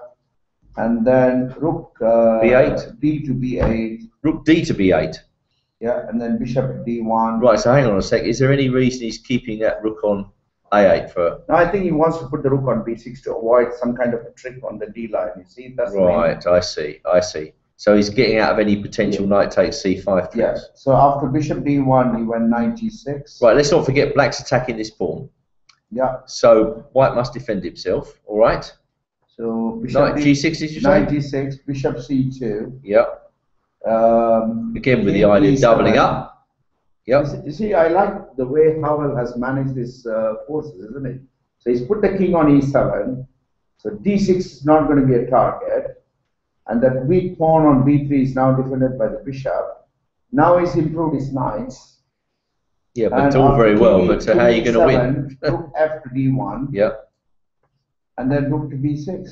So Well, I mean, the move that suggests itself for me is a4. Yeah. And put the knight on b5. So after rook b6 has been played, Howell is down to 1 minute and 22 seconds. He's got to play 13 more moves. And, you know, he's been like that. You know, it's been going down like 40 seconds, 30 seconds. It's a deliberate policy with him, isn't it? Yeah. And I think in this position, I don't think, you know, he needs to be concerned about anything. Where is the point? Where is white going to attack? Nowhere. What is white going to do here? I mean, the best move you have is knight a4, and then he goes rook c6. And then, you know, the point is that knight on d3 has no useful square to be improved upon. I need to shift that knight. Yeah. So is knight b2 an effort now? Knight b2. What does that do? Threatening knight b to a4 and then rook c6 and then, yeah, no, nothing is happening. See, everything is like solid. And then the king has come to e7 and it's super solid. And I mean, to be honest, it looks like a sort of standoff position. It's going to be another draw, doesn't it? Yeah. No, but I think Howell is going to press on because, you know, time pressure is nothing new to him. He's been in time pressure. Has there been any game that he just, you know, was so comfortable he won without any time pressure? Not really. No, not really. Throughout this tournament, we've seen him in time pressure. And this position is like, you know. Okay, let me try something radical, okay? It's probably complete rubbish, e4. Well, e4, I was going to play. It's probably complete rubbish. F takes e4. All right, knight takes e4. I want to get rid of that knight. Yeah, knight takes e4. Okay. Now I might be threatening e5, right? I'm playing rook f8 check. King e3. Yeah. Rook f8 check, king e3, yeah. Yeah, king e3 and am I getting something? You're not threatening e5 now, are you? I think I probably am. Yeah. So can I go e5 now? You want to go e5. All right, well, at least that's a small concession on your part. Well. Now then, can I do anything? Your king is a bit tricky. I got the f line. Bishop can go back to c8 and to g4. It's all about shifting those pieces, isn't it? Yeah. If black gets a bit of time to shift his pieces, then he's better. Yeah. I've just made my position worse, haven't I? Yeah. I don't think e4 is the thing, but if you don't play. Okay. Well, I have to sack a piece then. Come on. Okay. D into c5. In. King to e6. Really? Okay. Is this anything? Bishop c8. It's defending. In. It doesn't feel like it's going to be anything, does it? It feels like I've just ruined my position. Yeah, I guess so. I don't think he's going to do anything like this. No, but the point I'm making, if you go back to the original position, is that Here it is. you know. Are you saying it's easier for black to make progress than white? Yeah. Well, let's have a I'm look. saying that only Is that black true? can make progress here. Is that true? And so, you know, he didn't do anything radical, and he went 91. And then if I get my engine on, you know, Stockfish, I think he's going to like black's position quite a bit. And he's still equal, and he thinks it's putting one rook on d8. And, you know, so let's look at this in a different angle. What is the one piece I need to improve? I need to improve the bishop on b7. The only thing I'm concerned is, if I play bishop b7, you have this cheapo knight a4, rook a6, knight c5. Oh, yeah, I don't know, knight is on f6, so there's no cheapo there. So, Well, I would say you need to improve your rook on a8. yeah, I think bishop b7 is knight b5. See, that's the problem. The bishop Can he go rook g8 then, black? According to Stockfish, it's just rook d8. It says play rook d8, solid rook d8. Yeah, I mean, really, in reality, there's not a lot going on here, is there? You seem to champion. And after 91, Howell has played now rook f8. He's played rook f8. Rook f8. Well, that's just kind of nothing. There's no tricks still. You know, Nothing there's no move, tricks is there? 94 or anything.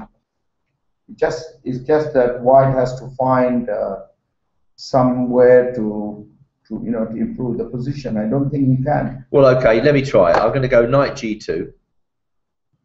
Right, knight g2. Yeah. Idea, knight e2 and knight f4. Knight g2 is bishop b7 straight away. b7, knight e2. Knight e5. I'm not really doing anything, that's the only thing. What am I doing here? I'm just fiddling around. Okay. Yeah, I mean, I think you might be right. It looks slightly easier for Black to manoeuvre than White, but it's still not a lot going on. If White does absolutely nothing, how's Black going to break in? So what if I just fiddle around? So he's played a4. Now Yeah, block. Yeah, White has played a4 to block that. And now he's definitely eyeing knight b5. And then once he puts the knight on b5, there's going to be some threat. And a4 played, and now 39 seconds and counting for the next move. Well, I don't know. I mean, if I've just got to make a move, I'll just make a move. Rook g8 or whatever. There's plenty of moves. Rook d8, rook b8. Just move that rook. Yeah, knight b5. You have to make a decision whether you got to take or not take.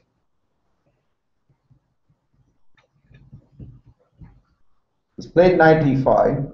Knight e5, yeah. Okay, knight b5 coming up. Yeah, knight b5 is coming up, and I think that knight on e5 is quite nicely placed. Even I think that here he's probably going to play even knight d3 and just challenge that knight. And whereupon I presume Howell is going to retreat. Yeah, knight e5 has got to retreat, isn't it? Then you've got. He doesn't have any fancy knight d4 check. But you look at it. What's actually going on here? Not a lot, is there? In reality. And he's got knight b5. He says that's a favorable position for me. He's got knight b5 in this position. And after knight b5, d5 is being given as one of the moves. Well, d5 going into d5, action. knight d3, knight d4 check. Yeah, I see. Oh my goodness, yes. He's played bishop into b5. He took the bishop, took the knight. Yeah. And then I think now a b5 slightly better for White. Bishop b5, a b5 slightly better for White. Is this the game? Yeah, that is the game. He hasn't played a b5 yet. I don't think he'll play c b5. That's quite bad. C b5 gives Black a massive central pawn majority, doesn't it? Yeah, but a b5 you're okay, isn't it? I mean, if Black plays d5, he's probably going to play knight d3, isn't it? If he goes d5, knight d3 makes sense.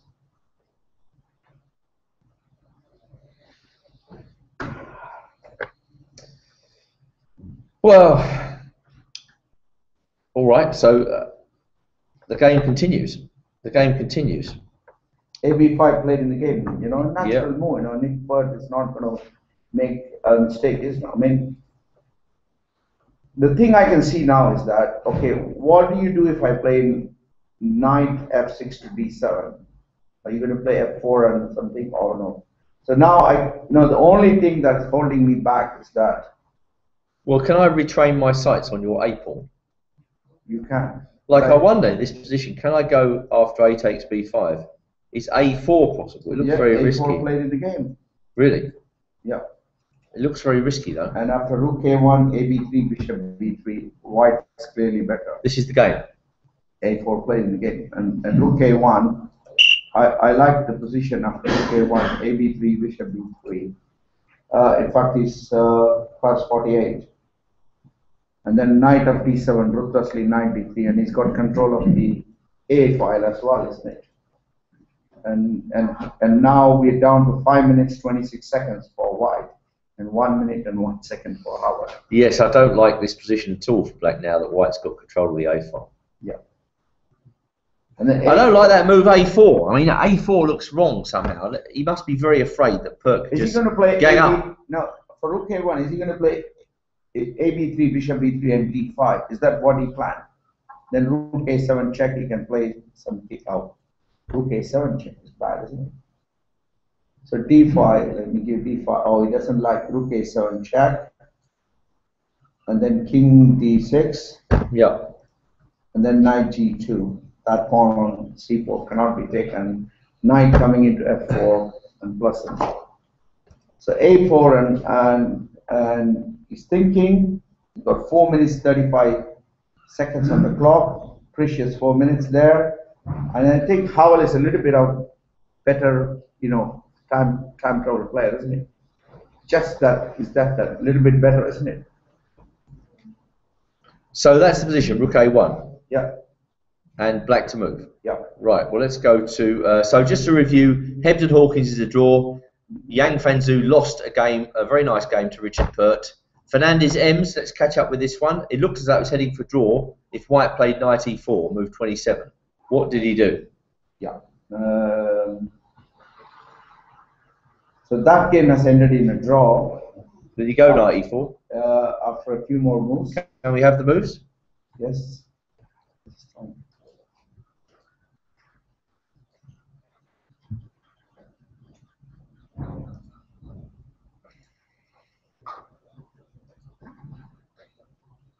Can we have the moves, Rory? Yeah, I'm just getting it.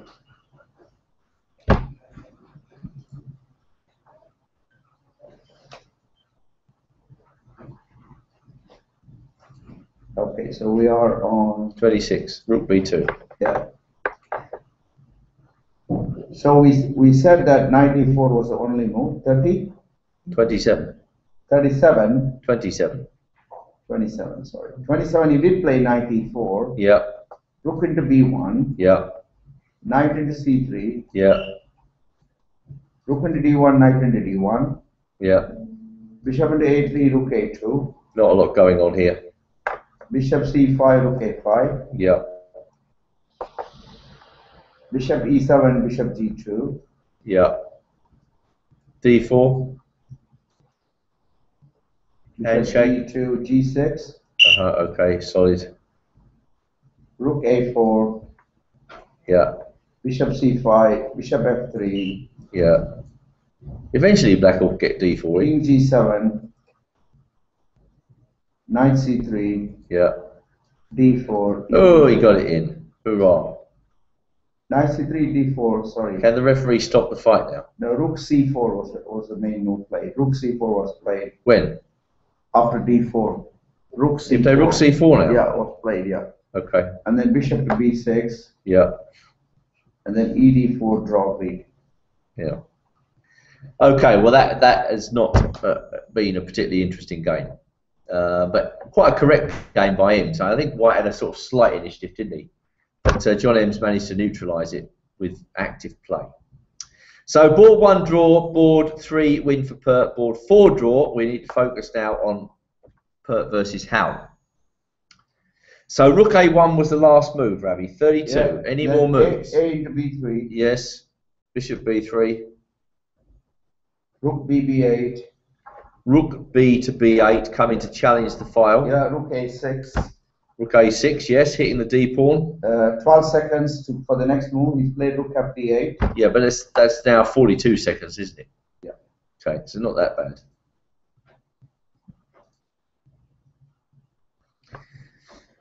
Ah, well, okay, this is...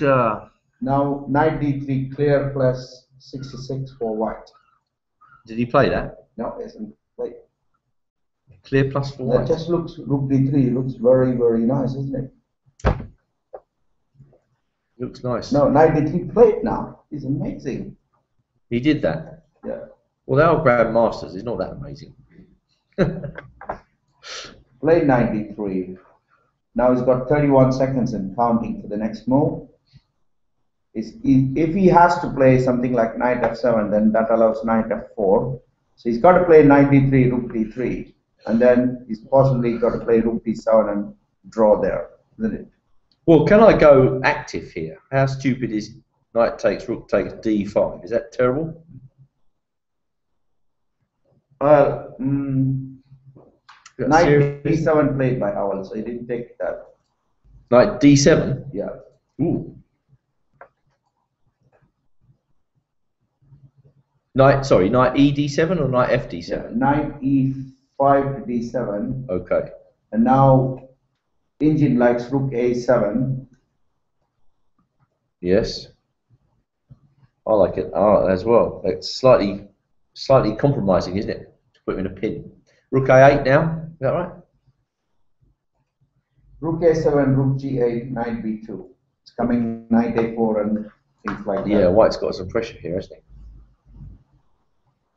He played rook he? I didn't a7. like that move, knight e d7. That's very passive. Huh? You know, I mean, he's played rook a7 now. Again, you see, 4 more moves to time control, 5 for Howell, 21 seconds and going down. That's quite difficult to meet. Can he go e5 Well, if he goes e5, then with the idea of king e6? and then knight b2 and bishop c2 is quite, you know, you got. Well, e5, yeah. What are you going to do? King knight b2? Yeah, rook a7. He played rook b6 now. Okay, that doesn't look very inspiring either. Rook b6, and now rook d1 is 76. Knight f4 is also very powerful. I like rook d1 because it gives you plenty of options with your rook, doesn't it? He's played rook da2, which is what I don't like.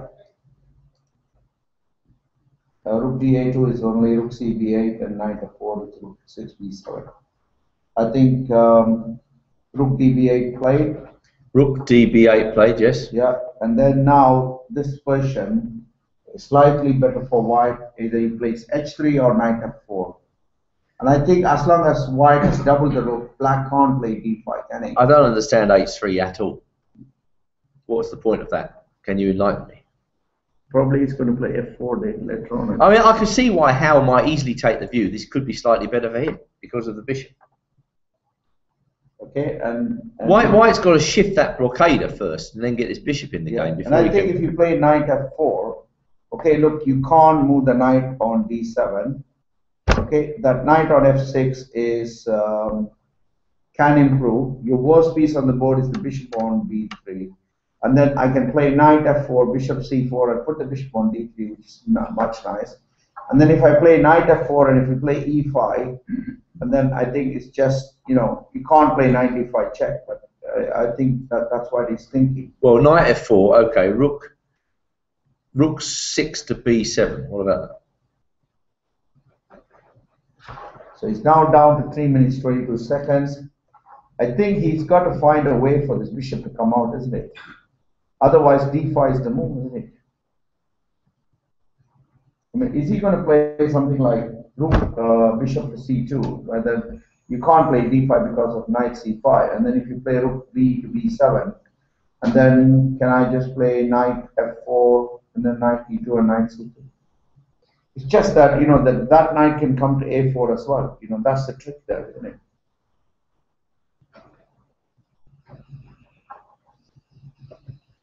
Has he played knight f4? No. No, he hasn't played anything. He played with BB8 in 2 minutes 37 seconds for Nick Perk to find the move. So what's wrong with knight b2? Is it rook a to b7? Is that what it's going to be? And if he plays rook a2 to a5, the black is going to play d5 at the right time. That's the big question, isn't it? Even after d5, you don't threaten anything.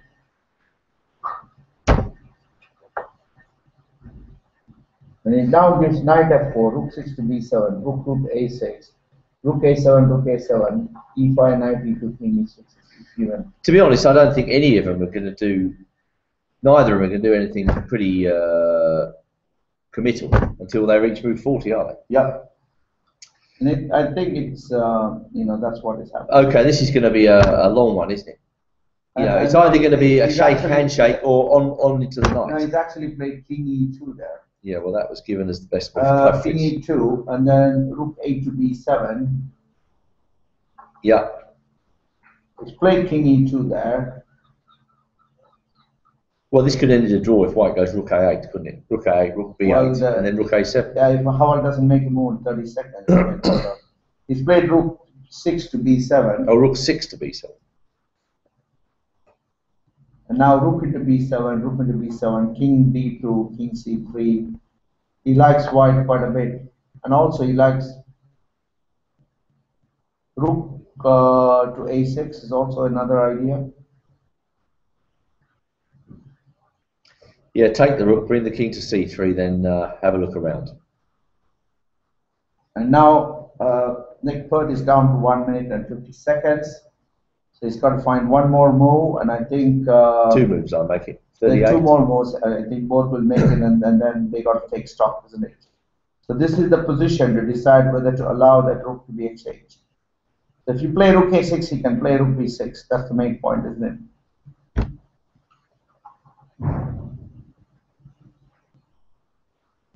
And then if you go king d2, what happens if I play rook a7, and suddenly shift to rook g8? So that's a risk, and I think that's why it's not played any more. Well, this is always going to be the risk, but don't you feel that coming down the back with the rook is going to, you know, allow this b-pawn to really start motoring? So I think Nick Perk should leave this one, and now he needs to think about how he can improve that bishop. I think maybe he's just got to draw the bishop. Well, for instance, if white goes rook a7, rook a7, rook b6. What am I saying? Rook b7. Rook b7, rook b7. Don't go king d2. Rook a8. How is black ever going to win? We're going to get a move in 30 seconds, 34 seconds. He's down to that. He's played knight b2. Well, after rook 6 b7. Yeah, he's played knight b2. Yeah. Still clearly better. And d5, e5, 2 moves are available. And he's just saying that if you exchange on a7, and black has played knight b6 back. And now rook into b7 check, rook into b7, knight a4, or rook 2 to a6, threatening rook b6. Rook 2 to a6, threatening rook b6, rook 2 to a6, rook a7, king d8. That has got to be bad, isn't it? Rook a2 to a6 is the move. Rook a6. Yeah, that's the last move. He's got 33 seconds to find rook a2 to a6. Let's play rook b7. Rook b7, that's the time control. And then, you know, I mean... You say white's clearly better, but I... And then now knight a4, knight bd7, knight bd7 is one of the things. But I don't like this rook b7. You know, black, he had to give black the chance to do that. So he has to play rook a2 to a6, and then knight c8, he can do all this. So that's the position in the game? Yeah, he didn't play rook b7, rook b7. Now, yeah. Okay, so this is move 41, right? And then move 41 for white. Right, so now they're... Why is he still down to 20 seconds? No idea. Oh, only when it runs out, you get that extra... Right, okay, this is going to be a long game, so we're going to close down this commentary for this afternoon. Just to review what's happened, board 1 was a solid draw, which will please Hawkins more than Hebden. Board 2 is still going. There seems to be plenty of play left. The computer's assessment of black's position is pessimistic. I don't think it's that bad. I mean, I think with a well-timed d5, black should be able to get a bit of counterplay. But of course, there's a lot of play left. In Zoo versus Perk, excellent game by black, and Fernandez M's was a fairly solid and in some ways tame draw. Now, you were going to say something finally again about Perk, Howell? Yeah, and I think that you know, both of them are thinking that the machine thinks now knight a4 offer the exchange, which he can't take because knight a4, rook a4. Knight fd7? Yeah. Just bring the knight around? Yeah, and then knight c3. Now he's rerouted the knight to a much useful square. Actually, why couldn't I take that knight? Just enlighten me. Rook and a4. Yeah, knight d7. And then I have rook to a6 or a8. Rook a6, knight b6. How are you Well, getting and then through? I have king b3, king c3. King d3, d5. Yeah, king c3. King c3. I've got to be a little bit careful here, but king d6. Yeah. I don't understand, you know, black is doing something. That's actually got some play here. I don't understand why this is so bad for him. So he's played knight a4 in the game. So he's played knight a4. Right. So best of luck to you if you want to watch that carry on. It's going to be a long one. Thank you to everybody watching online. Hope you enjoyed the competition we've been running. Hope you got the answers. And you're already in position of an ECF book prize. Thank you to everybody watching in the audience here. Tomorrow, the commentary starts at 10 a.m. Okay, 10 a.m. because the last round starts at 9:30. 10 a.m. We look forward to the pleasure of your company then. Thank you very much.